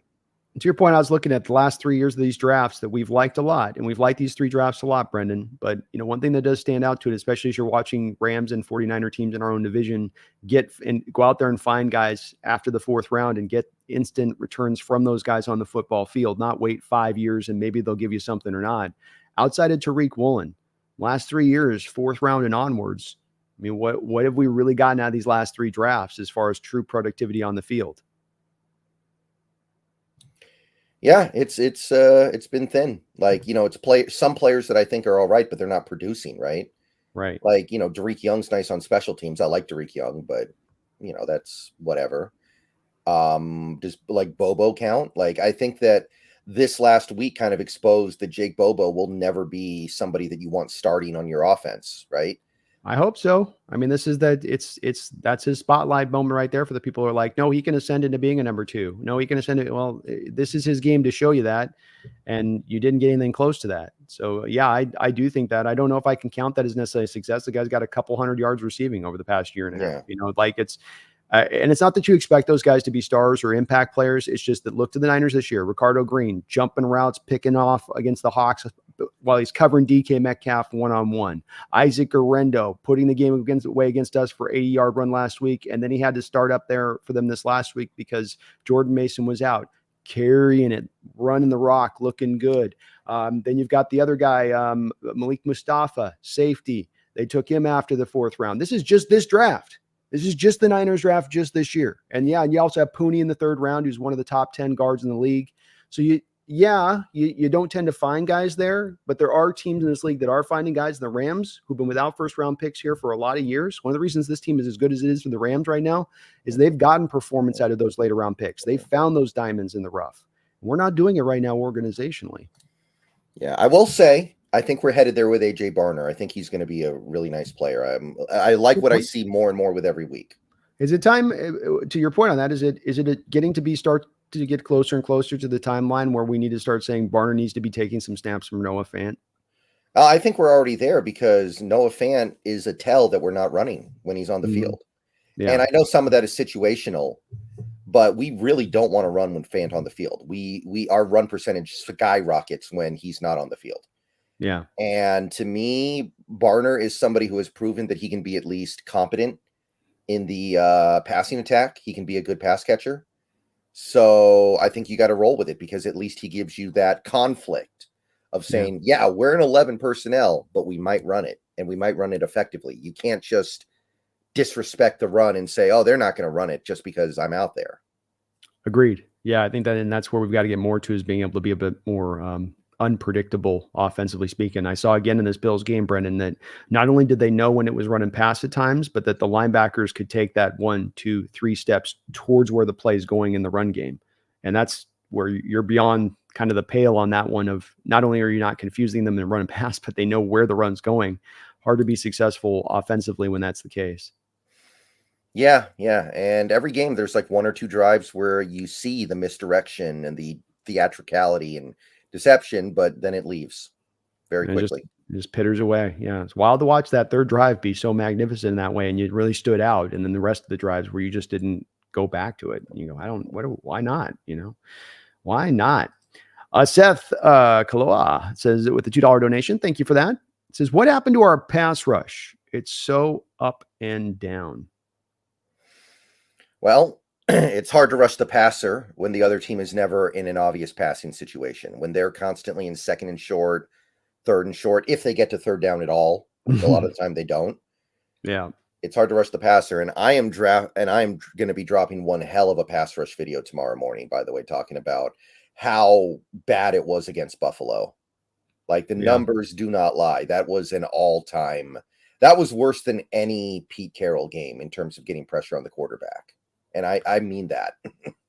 Yeah, I think that this is also the culmination and the continuing issue in stopping the run game here, Seth. Brennan's points about not getting into third downs as much or getting into these shorts. I mean, even third and threes, third and fours, that changes the nature of how you rush. Versus when you have them in 39s, third and tens, and you can run some more simulated stuff, pressure ones, which is what I think McDonald likes to do. He likes to run that simulated stuff and really give that offense a lot of that feeling of a pressure coming when he's got the third and long and he puts that threat out there. I just don't think it's as much on the short. The other part of this too is that when you are struggling to stop the run so badly, is that now the players are really keyed into the running game being the central focus, and the pass rush and defending the pass becomes secondary. And this is what leads to off of play action, those wide open holes and zones. This is what, can lead to off of play action, you not having any kind of pass rush because the players are just thinking they're locked into being run, and they know how bad you've been in the running game, where they say, if I split my attention on this play to kind of still going to the pass rush rather than just making this wholly about the run, we're not going to stop the run on this play. So it starts to become a little bit of everybody overcorrecting, I think, on that defensive line to set up and really squat down in the run. And then that just takes you away from the pass. Yeah. Again, they have to earn their third down pass rushing opportunities by getting into those situations. I think that's really what it's about. And McDonald alluded to this in his press conference. He said, we have to do the basics so we can get to the fun stuff. And I remember way back earlier this year, one of the players had a quote that was like, we got to stop the run so we can have some fun. That was his kind of little mantra, right? If we can force the other team into second and long or third and long, or even third and medium, then we know they're going to throw the ball. We can pin our ears back. We can get to the quarterback. And in those situations, the Seahawks defense is excellent. It's legitimately like a top 5 defense in those situations. They just don't get into the situation nearly often enough. Yep. Yeah, and maybe some optimism there that if they can drive to those situations more often, that they can be good in it, and that'll be a more effective defense on the whole if they can drive those situations. But got to earn the right to rush, got to do the hard work first, and it is definitely the lack of stopping the runs affecting a lot of things right now, Seth. And I do think included on that is that pass rush. That is the effect, the major effect coming into play here is the lack of stopping the runs, kind of holding things back. All the way around on that. The talent's still there. These guys are still capable. You've got the blitz packages that get it done too, but like Brendan says, got to earn that right there, Seth. Got to earn that right to be able to do it. Phoebe Moore Seahawks, thank you for the $2 donation. He says, Abe Lucas is like that State Farm commercial with $1. Oh, I think I remember that commercial. It's not a recent one. It's the one with the guy with the fishing pole and he's got $1 on the hook and like he's trying to get the woman to grab it, and every time she tries to grab it he pulls it back. Well, they're saying he's going to be back after the bye, so if he's not back after the bye, then I guess he's just never going to be back at this point. Yeah, we are. That's I guess the somewhat good part of this is that we're reaching the spot of where we're going to learn whether this is a yay or nay at this point, where if he can't go, that's going to be probably it after the bye, and we've got our answer, and that's where Lucas is at. Everything seems to be pretty encouraged by where he's at, and that we haven't heard anything of being held back on that. But that's just the bottom line, is that we're not going to know until that point after the bye, and then we'll learn where really he is. If this is a situation where that knee's just shredded, and they're hoping on a wing and a prayer he can come back, or the surgery really took well, and they're just being super extra cautious with him. Yeah. I mean, the issue is, to me, the right tackle spot. Yeah, it can get better, but it's not even really the main problem. That interior is killing me way more than anything Gerald's doing, regardless of what PFF has to say. Yeah, I mean, it's not going to be an end-all be-all fix if Abe came back and played at the level he was at before the injury. But will it make you improved? Will you be better at it? Yeah, you will. That's undoubted, because Stone and Jarrell have been pretty much almost league worst right tackles collectively speaking for you. Mm-hmm. But you're right. The interior on the 3 has also been, the issue. I think of it like this: of okay, if Lucas came back and was at his prior level, Brendan, and if Connor Williams can start to relock back into that steady improvement, not to getting to dominance, but getting maybe a little bit above league average by the end of the year with Charles Cross, if those 2 left guard and right guards are still at the same place, and with Bradford and Lakin, there is some flashes they're showing you in play where it's at least kind of giving you a functional at times. It's inconsistent, but it is getting functional. Could that then raise up that offense to kind of a functional level? And would you see it that way, or do you just think it's too much of the interior stuff holds them back at that point, that it still is in a bit of a disarray? Well, it's not going to be good with that interior, with the way the interior is playing. It can get better. You're right. There is a trickle-down effect. If the right tackle's better, he helps out the guys next to him. Absolutely. I just don't think it's going to get to a point where it's good or even workable, right? It's still going to be really bad. Maybe it won't be atrocious, but it's still Mm, going to be bad. yeah. There's Um, a lot of but way to go. what if he plays really well for the last 8 games? And the knee's holding up really well? How do you treat that in the offseason? Do you say, okay, we've got the right tackle, or do you still have to act like Abe Lucas isn't even there? This is where I've got to lean back to my doctors, and they've got to be very clear with me on what the situation is with it. And I think that these doctors, with as much of they've got advanced medical equipment to look at these knees and stuff, I think it's less of a rolling the dice, not sure of what you're going to get in the future, and more of a, hey, the surgery took, the knee's fine. There's always a little bit of a risk here, maybe long term, that something bad happens there. But as far as structurally, it's good, and he should be good to go long term. And if that's the case, and they tell me that, then I would ride with the thought process he will, because I think Mike Terrell is sliding into that sort of Stone Forsythe, swing tackle guy that will fill in over the next 3 years. Maybe ends up starting like 7-8 games collectively between left tackle and right tackle. But I think he's got some upside there in that role, even more so than Stone Forsythe did, Mhm. and where that could go. So I would be okay with that if he comes out there and do that. I'd be okay making that trust point, especially knowing, Brendan, we need to attack and address the interior of the offensive line in a major way. I'm crossing my fingers for it. It would be cool. Yeah, it would be Like nice. the other thing with Abe Lucas is his personality. I feel like he's somebody who could become like a locker room leader, which Mhm. this team does need. Yep. Like, I don't get that vibe from Cross. Cross to me seems like more of a quiet guy who's just going to play really well. Yeah. Lucas could actually be like that locker room guy that I feel like we need a little bit more of.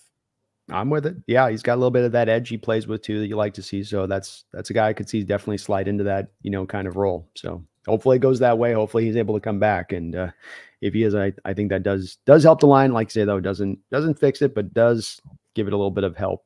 Mhm. Garth, thank you for the $5 donation. Appreciate you, Garth. He says, I know it's cliche, killer bees, but what's the worst Halloween candy on the market? I like licorice, but I think Twizzlers are pretty bad, Twizzlers personally. are horrible. Yeah. Yeah.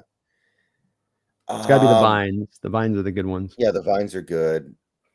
Do they still give out peanuts for Halloween candy, like the circus peanuts? Is that the marshmallow stuff?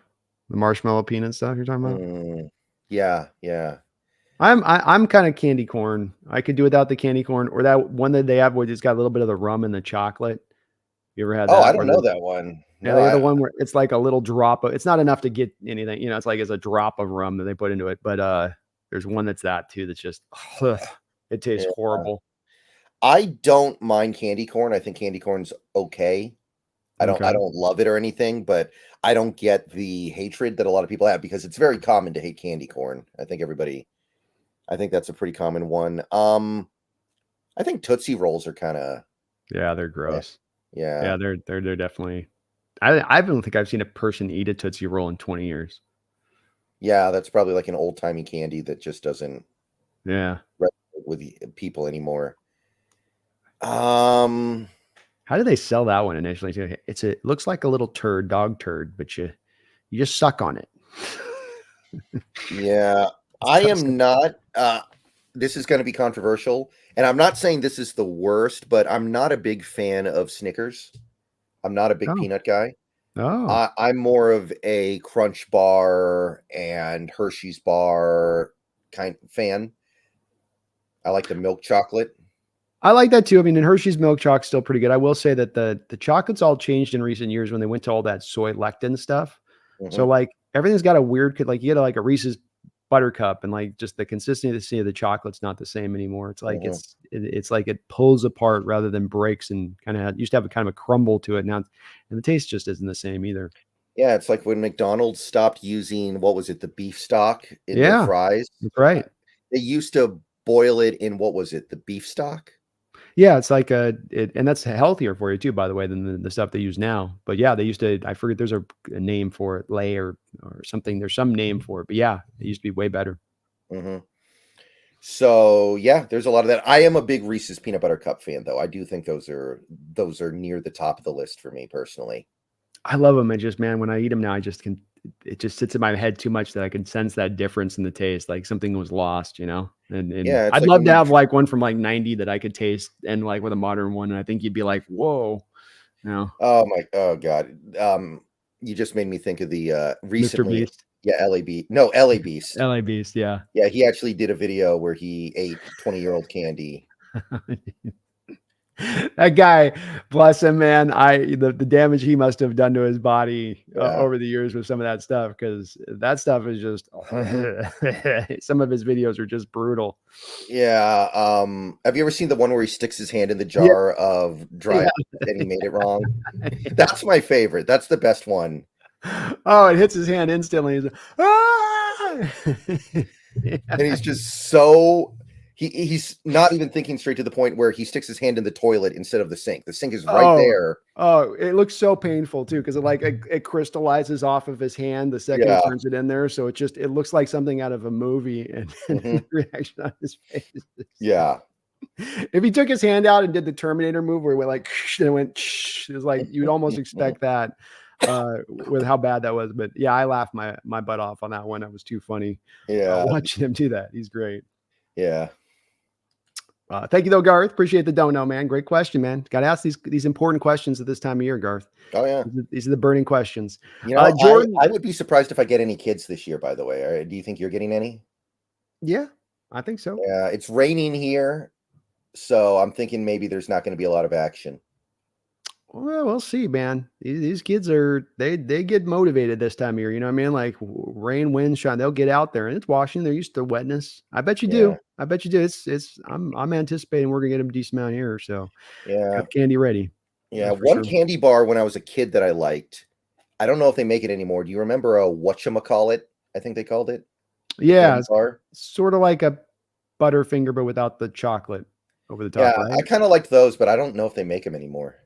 I don't think that they do. I think that one went away. There's a couple that have gone in the last few years too. That used to be Connor. Yeah. Remember Rolos?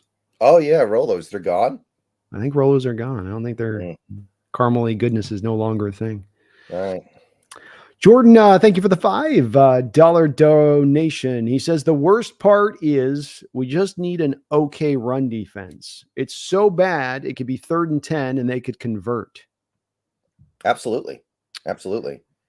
Yeah. That's the cruel part about this. We did the hard part, but we didn't do the easy part. Yeah. Yeah, no, it's not even in a spot where you're bare minimum stopping the run there. It is where teams can do whatever they want, and it's not a matter of getting 4 yards of carry. We're talking 7 to 8 yards of carry, and with relative ease at times. And boy, when you take a team and you give them a 2nd and 3 on the constant, you're not going to be an effective defense. There's no way around it. You will just not be an effective defense. And Cook had a few of those. I mean, it's throughout the year this has happened, where it's just like, man, you can't even give them a 4-yard gain. Meanwhile, we can't get a yard.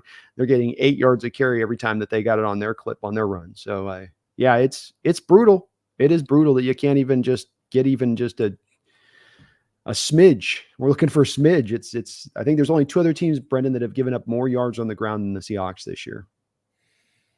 Yeah, and it's been that way for a few years now. And again, I'm going to keep stressing it. This is supposed to be the easy part. The hard part is to find pass rushers that can get to the quarterback on passing downs. The hard part is getting off the field on 3rd down.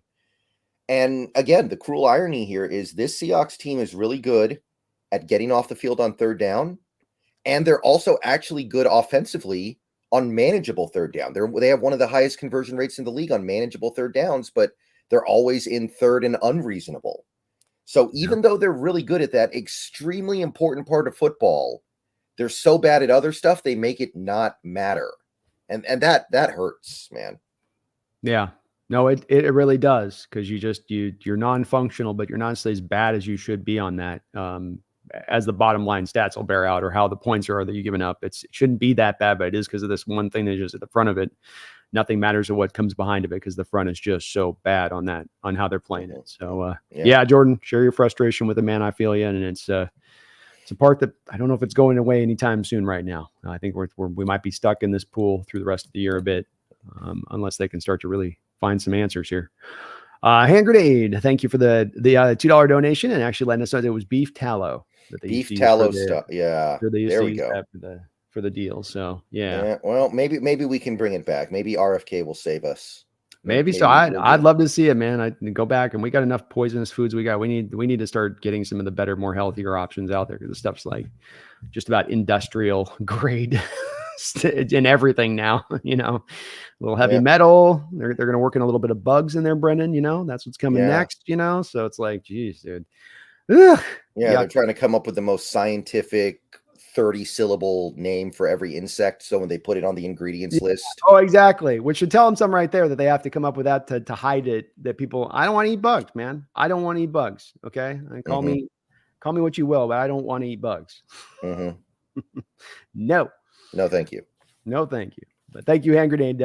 Beef tallow. Let's go back to it, man. And there's no restaurants that do beef tallow, I don't think, with fries. It's either peanut oil or one other seed oil that they use out there and stuff. So bring back the tallow, man. It's better. Yeah. Is it just cheaper? Is that all it is? It's cheaper, man. All this stuff is like, and some of it they use is like, it's industrial, that it would be waste otherwise. But they're like, hey, rather than it being waste, let's turn it into this for a preservative for food. It's like it goes from that to that, where it used to be this, but now it's this that they put in. Okay. And our food Mhm. gets just a little bit less healthier. Yeah.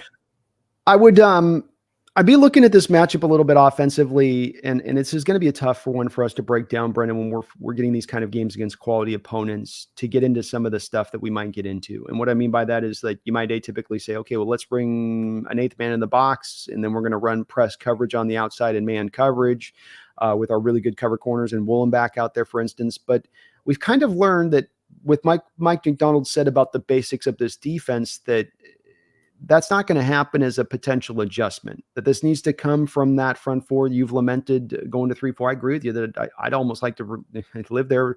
But as we've seen at times, they can't get stops even in 3-4 looks, like the Garendo run for 80 yards a couple weeks ago against the Niners, when you were in a 3-4 and knew they were going to run.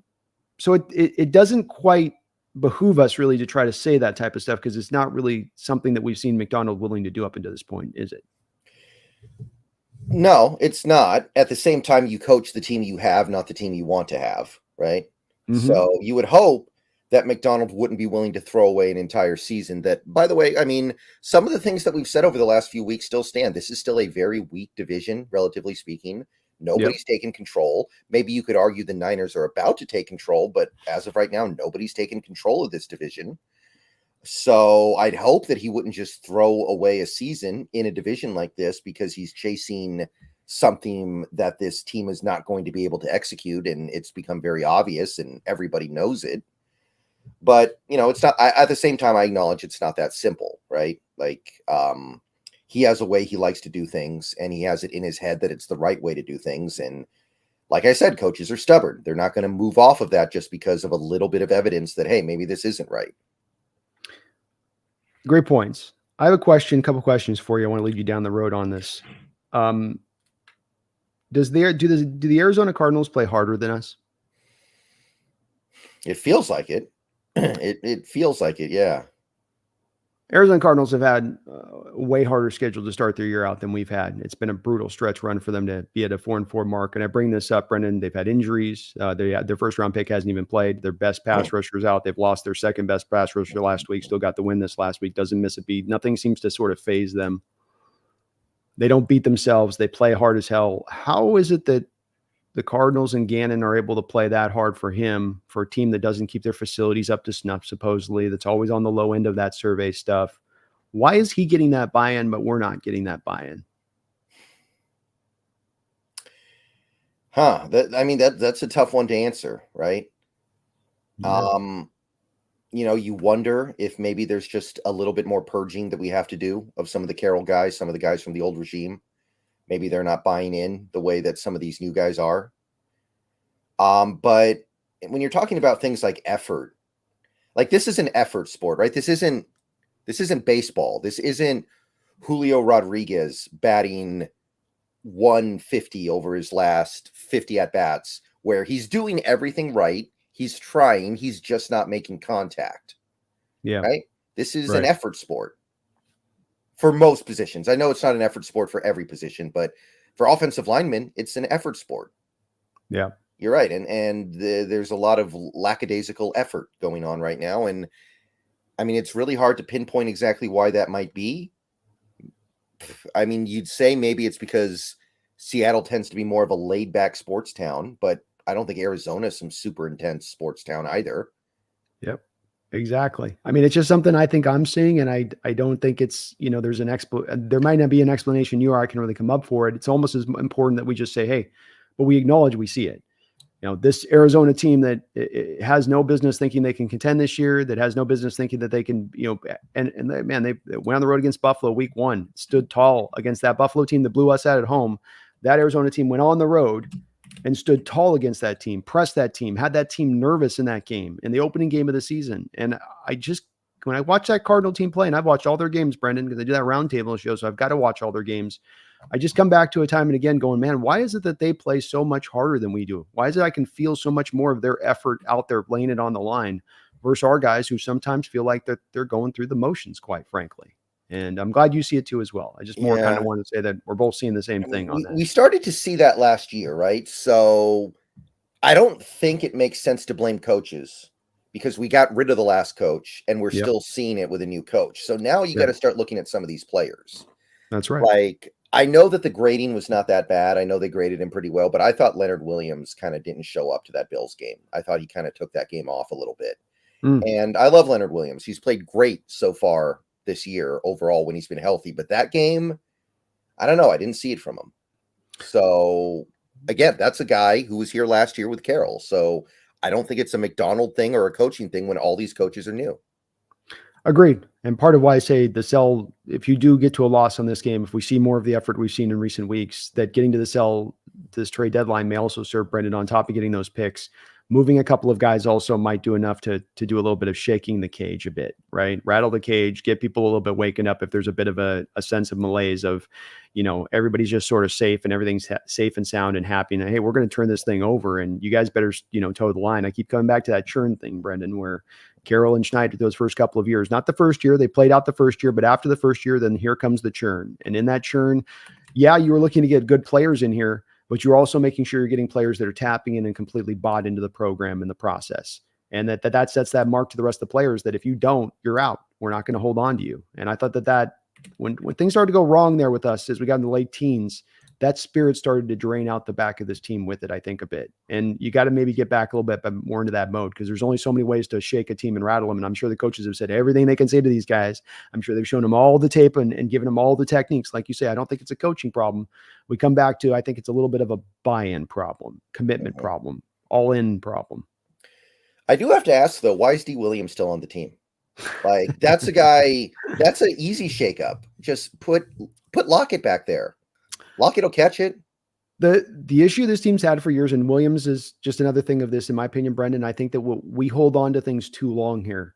We don't do enough of a pivot when things aren't going right. Instead, we hold on and we try to just, as I was referencing earlier, some of those guys you drafted high that you kept holding on to for years that showed that they really weren't it. Rasheem Green wasn't it. LJ Collier from the jump, you knew wasn't going to be it. But you kept trotting these guys out there, hoping some magical light bulb was going to turn on for him that never was going to turn on. And the same thing's been true with D. Williams. I said after week 1, the guy should be released. Week 1, said I've seen enough. I'm a layman on this. I can see he's not comfortable catching punts. That's a problem for a punt returner. If your hands are shaking when you catch a punt, you can't be a punt returner. I'm sorry. I don't care what you can do as far as a dynamic returner goes. You got to catch the ball first before you can earn the right to do anything with it. And he's not a dynamic returner. He's got like one good returner this year. I agree. I'm with you. I'd say put a guy back there that can catch it and fair catch at this point. Hell, I'd bring Devin Hester off of his couch just to catch the ball because I know he'll at least catch it. I really can't have this guy doing that anymore, Brendan. And it's like, but this is the thing, is that the team just kind of keeps trotting stuff out there, hoping it'll sort of just fix itself. And this is going to take, I think, a little bit more heavy-handed approach. So who's responsible for that decision would be my question. Is that Schneider or is it McDonald who gets to say, hey, get this guy off my team? Well, ultimately, it's got to be Schneider to make the call and getting him off the team. He's going to control the roster. It's McDonald controls who's out there and returning it. So, it could be that, Schneider doesn't want to let him go. It could be that Jay Harbaugh doesn't want him, or it could be that they don't like the options behind him, or they don't trust that any of the guys behind him can catch that. I mean, it could be that too, any number of those things, but whatever the reason is this guy's not working. It's not, he can't catch a punt. he had on top of the fumble in this one, he had another one of those ones where he didn't catch the one, coming up because he couldn't track it right. So the ball bounces and goes back to the 8-yard line because you don't receive it. You just go, dude, you have one job. You have one job. Like one job. All these other guys that can't play the run, can't play the pass, can't rush the pass. Like you got one job. Do your one job. Yeah. I mean, that I'm probably reading way too much into. That is making me feel less optimistic about this regime single-handedly, and it's just a stupid punt returner, right? Mm-hmm. But it's really dragging me down that he's still on this team. Yeah, I don't like seeing it either. It's a bit of a microcosm of a larger problem of play in this, and that's why I'm getting more into, like we say, the pivot on this. This isn't about coaches; it's about the players and getting the right players on. And if you have a punt returner out there who doesn't catch the ball well and is causing problems, that you keep trotting him out there, why aren't you fixing that? It's not like punt returners are expensive on the open market to go get a guy off the street who could do it. But the team's not. Again, they're just sort of hoping it just suddenly fixes itself. He's not going to suddenly get more comfortable catching punts. That's not going to happen. Yeah, go on TikTok and search for like kid catching football while getting hit by a tractor, and you're probably going to find somebody who has like a trick channel. There's got to be somebody out there, man. Just somebody. All you got to do is just receive it. Just that's it. Didn't Tavon Austin retire a couple months ago? Go get him. Yeah, I'm telling you, I would literally. I'm joking with the Hester or the Osman. I'm not. I mean, those guys caught a million punts. It's that, Brendan, or I said this. My theory on this was too. Is I go to D Williams and I say, all right, D, you have two options. Either right now we're going to release you, or every day you come in the VMAC, I want you in here an hour and a half early, and I want you to field 300 punts off the jug machine outside in the elements every single day. Mm-hmm. And if he says no, then I release his ass. Mm-hmm. It's so weird because this is what he did in college. He was a return man in college, and now he can't even find the ball in the air. It's so weird. Yeah, it's wild, dude. It's wild to watch. Garth Knight with another $5 donation. Thank you, Garth, for all of your support today. And as always, says Brendan at Feed Me More Seahawks doesn't believe you did jacuzzi streams after hours years ago. Tell him I'm not lying. No, I'm doing it again this year. I didn't do it last year. I didn't have good opportunities to, but I'm doing it again this year. I've done it before, yeah, and we're doing it again. He's coming back with the jacuzzi, Garth. It's coming back in a big way, man. So get ready. Yeah, it's a little easier to do after wins, though. So I really would like this team to win some games at some point. That'd be nice. That would be a nice thing to have happen. So the Brendan Nelson jacuzzi stream, the winning Brendan Nelson jacuzzi streams are coming back. Victory jacuzzi streams. That's what we got to call them. Exactly. Victory jacuzzi streams. Exactly. Yeah. It's ready to go. I mean, it's back there. It's filled with water. We had to unplug it for a while because we found out that like rats were kind of burrowing underneath it because it's so warm. Oh yeah. Because you know how jacuzzis are when you have it. It's like being powered by a nuclear reactor, basically. Oh yeah. No, they make sense. They do that there. And then we realized they were coming out and hiding there because they liked how warm it was. So we had to turn it off for a little while. But I think we got rid of the rat problem. So there we go. Yeah. You got a cat. You probably don't have as big an issue with that. No, well, we got the one cat I got. We were house sitting years ago, and so it was like these old people house that were snowbirds down in New Mexico, and they'd go to Minnesota for the thing, and then they had rats and mice in the walls. So we got a cat, and yeah, second you get a cat, if you got mice in the wall, like they will not come out anymore. They learn really quickly, to stay away. So that whole rodent thing it's real with the cats and mice, man. They're running. 1 second here, Brendan. I'll be right back. 1 second. All right, no problem. But yeah, I used to do a lot of them, and I'm going to be doing them again this winter. Just need to find the right time for it.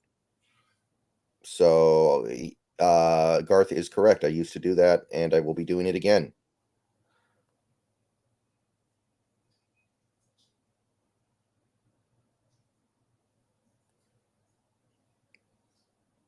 We will be right back. Just give us a minute here.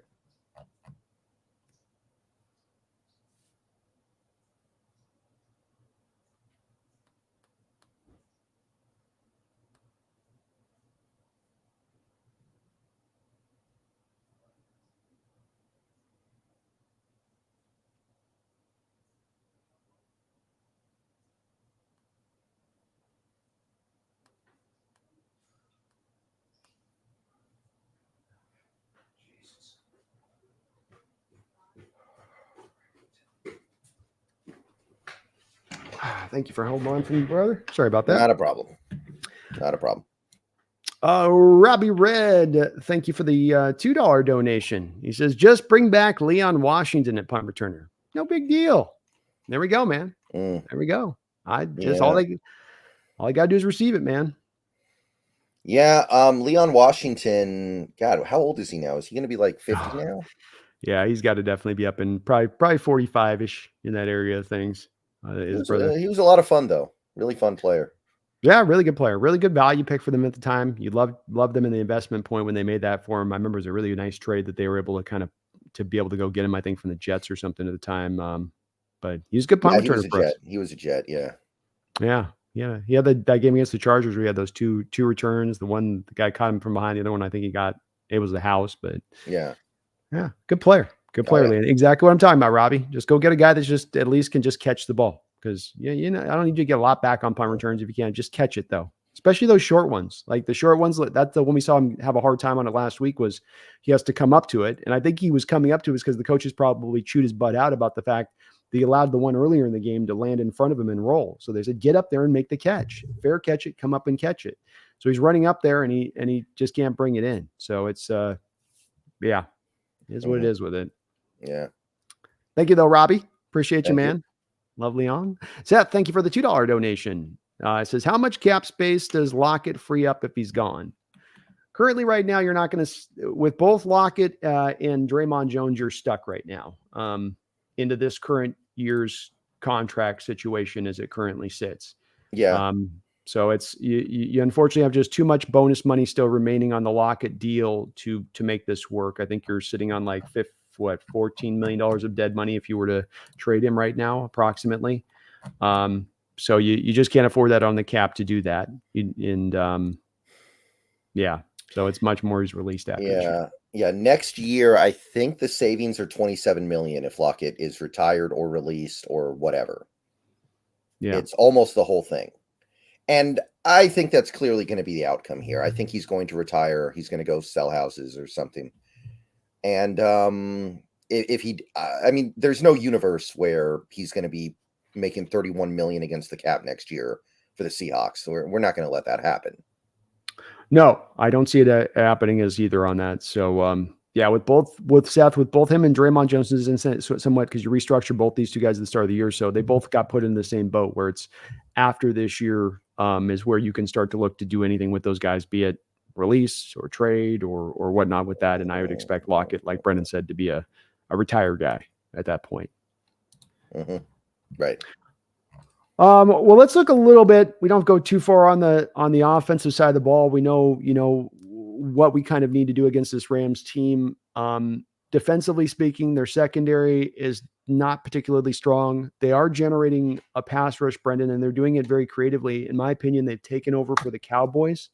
Last year, the Cowboys were the best team in the league at running stunts. They would run stunts by and large at just a super high rate.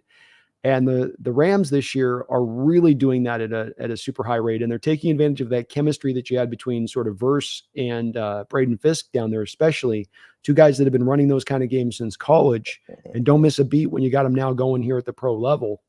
So it seems to me like we're going to be able to get some stuff done in the run game against this Rams defense because it's not as good at stopping that necessarily.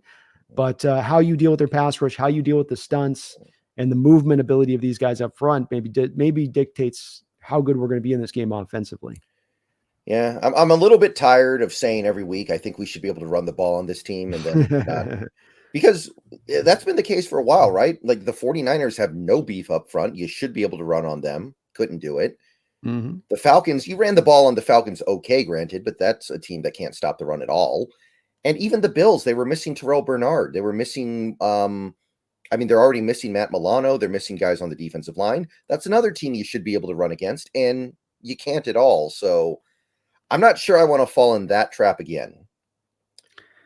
Yeah, no, I definitely am thinking you should be able to, but I don't know if you're going to be able to. I mean, this team has definitely proven that they can be pretty inept in running the ball and lack of committed to, running the ball in addition to it. It does just stand out to me that there is definitely last week, Vikings were able to get going. They started to tamp it down a little bit as the game went along with Aaron Jones, but he had some free holes there early on. And this team does have a tendency, Brendan, where they will rock the 2-3 techs even on early downs. So they will run out Kobe Turner and Braden Fisk as basically 2-3 techs inside with just a 4-man front. Where, look, we can't run outside, but we can run relatively effectively inside at times. And that may be guys up front that you can hit those combo blocks and actually start to get a bit of a movement Whereas right now, what you're seeing at times is when we run those combo blocks, even when we put the double teams on, we're not moving those nose tackles. We're not moving the point of attack at all with those guys, even on double teams. So maybe there's some more movement there, but I'm with you. And granted, it's been one that's been tough sledding for us to find any holes. Yeah. So I will say, I do think that assuming Metcalf plays, and this is all assuming Metcalf plays, which they say that he probably will, I do think that you are going to see some explosives come back, and that's going to be enough to open things up and at least have something going on offensively, right? It's not going to, maybe it won't be amazing, but I think it'll be good simply because they're going to be able to at least stretch the field. I still think that defense overall is pretty weak. I don't think that they've gotten things back that have made them anything better than they were before. A big thing that happened to that Vikings game was the Vikings lost Darisaw at halftime, and their offense really struggled in the second half compared to the first half. So I think that was a big part of that. And it's really hard to lose a player midway through. Like, it's one thing when you lose the player before the week and you have all week to prepare for not having him. But when you lose the player at halftime and you've been game planning the whole game to have him, that's tough. Yeah, no, it is a little rough going down that lane. So I'm with you on it. I think you can. There's some. We both I think agree that there's some places you can attack this defense. Their corners aren't as great. DK, your receivers can get freed. You got a rookie safety back there, like Kitchens a lot, but he's learning the ropes back there. So there's definitely some room for you to attack offensively. I think this game just comes down to the key of if your defense can rise up against a legitimately really upper end, top end type of offense against a very capable quarterback and start to find some answers here more than the offense to me. Is that fair to you? Like, you have the faith in the offense will find some footing, but the defense, can they find any footing? Yeah, because with the offense, at least I've got Geno, who I believe in, and you've got wide receivers that I believe in. Maybe we've gotten a little ahead of ourselves on JSN, but when you have Metcalf, JSN, Lockett is still a good receiver set. Like, that's still, fully capable. And I believe that Geno's ultimately going to steer the ship right. So we have that. On defense, we don't have anything like that. We have a good pass rush, but we don't get to the pass rush nearly often enough because of what we've been talking about with not forcing passing situations. We don't really tackle. We don't have good run fits. We're not fundamentally sound. I'd love to see something come up there, but again, how do you fix that stuff in a week? Yeah, I'm in the same place. I don't know how you do it, and boy, when they're running the ball and hitting you with a wide variety of runs, they'll run the fly sweeps with McVay. If he senses that you're weak to the edges, he'll hammer you up the middle with Kyren. Kyren Williams is a real strong running back, good low to the ground runner who just he's a good grinder in there and getting you those yards. And then when they want to go to the passing attack, they got Kupp and Puka that have given us problems in the past, Brendan, and I don't know that we have any answers for right now either on that. So, it feels like on the front of it, their offense will be able to kind of do what they want to do against this defense. And we haven't talked about it, but on top of it all, we can't even lean on the home field advantage anymore. We can't even say, well, we at least can get the 3 points from the home field advantage here that you typically get like by Vegas. Is we're 15-15 our last 30 games here, Brendan. We got 3 losses in a row at home. We no longer have our once vaunted 12 in the back pocket. Yeah, at least the Rams are one of the few teams that probably can't take over your stadium, right? That's true. Like Bills fans can do it, Niners fans can do it, but I don't think those Rams fans, they're too busy celebrating the World Series anyway, right? Yeah, they don't even travel to their own stadium, Brendan. So, how they can travel to ours. Garth Knight with another $5 donation. He says, Brendan, can you do a B&B show in the jacuzzi, or is the jacuzzi solely for Hawk victories? That would be pretty hard to manage. It's a fun idea, don't get me wrong, but that would be kind of hard to put together. I don't know. Our female audience might end up just taking over the chat too much and then throwing us off the football stuff. So I don't know. Yeah. Have you ever looked that up? I think my channel's like 0.4% female or something. Oh, it is? I haven't looked at the number on that. I feel like I have a little bit. I feel like I can crack the 1% at least on that one. Yeah. But it's not very high. Maybe it's not 0.4%, but it's a very, very low number. But I don't think that's going to happen. But it doesn't even have to be for Hawk victories. I'm going to do it this winter, regardless of what happens the rest of the way. It's a little more fun and a little more appropriate when you win a game. There we go. Hopefully there's a lot of jacuzzi streams then, Brendan, because that mean a lot of victories with it. So Right. let's go on that. But thank you, Garth. I appreciate, man, all of your support and donations today. Well, we're going to get a score for prediction here from you on this game and what you see as far as the way this plays out, Brendan. I asked you a little bit about earlier from a big picture item. I think this is the one major question I want to get from you on an answer of, okay, we talked about team loses, embarrassingly loses, then maybe we'd be open to sell mode if it goes that realm. The team goes out and gets a victory this Sunday and looks better, more competitive, and gets the win, 5-4. Now you're to Monday. We'd love to have more time, right? You and I'd love to say, hey, if we get a couple more weeks to make this decision, that'd be great. We don't have that. You got to make this choice by Monday then on what you are and are not going to do. There's rumors that we're maybe on Harold Landry, which, God, I do not like that rumor, Brendan. I really do not want Harold Landry. He does nothing for me. People say a lot of things, though. I don't know if I buy Yeah. that. That doesn't make sense to me. It just doesn't make any sense. It doesn't make any sense. But are you looking at being in a buy mode in any way, shape, or form if they come out with a win? Or is this, from your standpoint, when we stand, you're either sell mode or you're stand pat mode here? You already kind of bought, right? You've already made 2 trades. I don't know if I can give you another one, especially when those trades you've made have so far not paid off, right? Mm-hmm. How many more? Like if you want to go get Clowney for like a 6th round pick, I got no beef with that, right? That'd be okay, because I don't care about the 6th round pick, and I do think Clowney would be good. But for anything more than that, I think, can you at least show me something with Ernest Jones the 4th first? Can you show me that you can use him effectively and he makes this better? Because I don't want to keep shoveling coal into this furnace that doesn't work. It's true. It's true. You're scrambling on these moves and not getting the payoff on them. So, it becomes against, we go back to sunk cost, Brendan. You've dumped this much, you have to keep dumping. No, maybe just hold off and stand back. So you'd be more, if it's a Clowney, yes, but only sort of a 6th, 5th, 6th rounder. You're not looking to make some big swing if there's a big swing to move. Yeah, I don't think you're going to get any offensive lineman worth a crap in a trade. We've been over this. The good offensive linemen don't get traded unless the team is just in a complete disaster mode. Like Cam Robinson got traded this week, right? But the Jags are in that. I'd heard they'd benched him too. I had heard maybe that he had been on the bench as well. That's why part of their draft capital wasn't as good. Yeah, and like the guys you're going to trade for on the offensive line are going to be guys like Evan Neal or Dylan Raduns, guys who are completely broken down, and it's like picking up something at a garage sale that has the sign on it that's like, could be fun to fix. Yeah. Will work if you just find a couple screws at Home Depot and they get this thing in. Yeah, it's like a record player that has a really bent needle. It's like, hey, you fix that needle. It'll run like a charm. So yeah, I'm not really looking to buy. Even if they win this game, I don't know if I'm looking to buy anything more than like a Clowney type. I think that's a fair outlook. Probably one that I would typically share with you at this point. Well, let's see where your heart lies on this. Let's see where Brendan's optimism stands, where the rubber meets the road. Give me a prediction here, Brendan, on what's going to break down this week for your Seahawks and Rams. You know what? I have picked us to lose the last 2 games, so I got to go out on my sword here. Okay. I'm going to go out on my sword.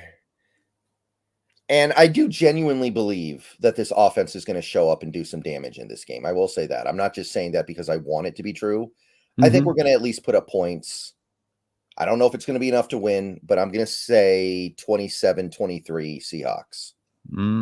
I love it, man. I love it. Well, I'm definitely in a more of a dissuaded place at this point in time. I think the team just has too many things going on problematic wise, and watching the Rams this year and where they're at right now. And as they're getting stronger and stronger here, I think that we just don't have the way to be able to, they're able to attack our weakness, essentially, especially offensively speaking. And as we've seen in some of these games, even if offensively we're able to make it work, if you defensively just can't get anything stopped up, you can't stop run, can't stop the pass, and you're going to give Stafford the time to go back there and catch you up when he does drop back to throw.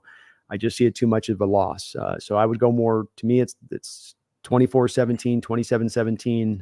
I think we just can't quite we can't stop the run with this. They've got too well of an attack, and the Rams made it too much of a point of emphasis this offseason with how they structured this offense to be able to attack you in this manner. I can see it. Don't get me wrong, but I'm going to go out on my sword here a little bit. Yeah.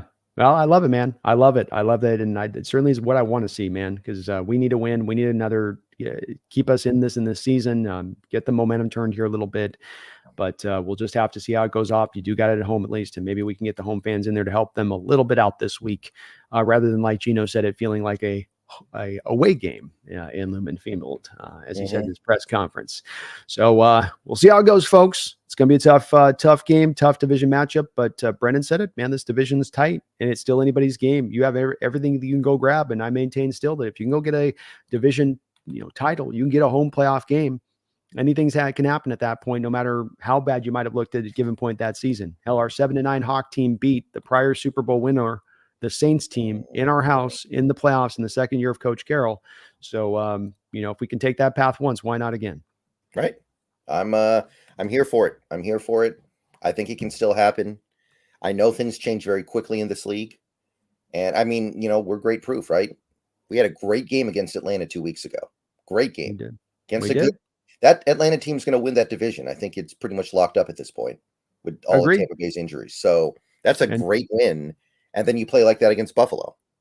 Yeah, I agree with you. Then they've got the 2 wins against Tampa Bay too, so they have the tiebreaker as well on that against Tampa Bay. So they are going to win that division. And hey, even Denver's that game as a win. I know it was the first start for Bo Nix, so you caught him there. But Denver seems coming along too. So you do have a couple of quality wins this year against good opponents. So let's see if maybe they can tap into that good spirit this week, Brendan, and get this season a little bit more into a state of feeling salvaged and with some possibility and potential to it, because that'd make this a lot easier to be able to cover versus going the other direction with it. Well, folks, do me a favor. If you're not already, please sub up on both ends here. We're streaming on both sides of this at the Hawks Nest and over on Seahawks Brendan Nelson. So if you are watching on Seahawks Brendan Nelson, sub up the Hawks Nest. If you're watching the Hawks Nest, sub on up to Seahawks Brendan Nelson. We do this show on a weekly basis. And we will continue to do so on that. Hit that like button on either side of it as well, wherever you're watching on that, as it will help show up on the algorithm then for our people looking for Seahawks content. Appreciate you doing this as always, Brendan, even in after tough losses, as we have to chop this on up. And I thank you for that. And we will be back again next week, folks. Come rain, shine, sun, win or loss, we will be back here next Thursday discussing what's going down, breaking down, and seeing where we were at past the deadline at that point for our Hawks and what they're doing. Yep. And real quick, Garth Knight got in with the last second. We did. Thank you here. Shouldn't be for the 0.4. There are other demographic. Yeah, that is true. That is true. But Jacuzzi should be for the point for there are other demographics in the Seahawks fan base that would flock to that stream and make that 0.4% look like a paltry sum. There you go. You got to cover those demographics, Garth. You got to get it end to end, And who knows? I think, Brendan, you start doing jacuzzi streams, you might start. It'd be funny, Brendan, is that you got to do is you look at the jacuzzi, you look at the female audience and percentage before, and then you do consistently some jacuzzi streams for a couple months, and then check the percentage. It'd be funny if it goes 0.4%. It's like 2.5%, 2.7%. You might learn something on it. I'm just saying. You might learn. There's a whole angle on this one. I think Garth's onto something with this, brother. He's onto something with this. Well, Garth, thank you, man, for all of your donations and support. I know longtime contributor, big time supporter of the channel. Thank you, Garth. Garth, you're awesome as ever, brother. And I will get that A-Rod card up as soon as received in. I'll get it posted. We'll find the spot on the back wall here. I'm gonna be redoing my back wall a little bit here soon enough. So thank you, though, Garth. I appreciate, man, all of your support and the kindness to everybody here in the chat. Seth, multiple times over. Robbie, Red Holy, Hand Grenade, Jordan. It's Hoof. Thomas, Noah, Real Cheese, Catch. Thank you guys all for your guys' support here today to the channel. Really, it is appreciated by us on this side of it. And so we're back next week. But until that time, folks, keep the faith, keep the hope. Anything's possible. You never know in an NFL Sunday, anything can happen. And this is still a very talented team. There's still all the possibility in this season, as dark as it's been over for the last 5 games. You still got all the possibility in the world to go take advantage. So let's see what our Seahawks do this week. Let's see if we can go get this dub. I appreciate you watching. Thank you, Brendan, for doing this. But until next time, please do not, you guys, ever forget, go Hawks. Go Hawks.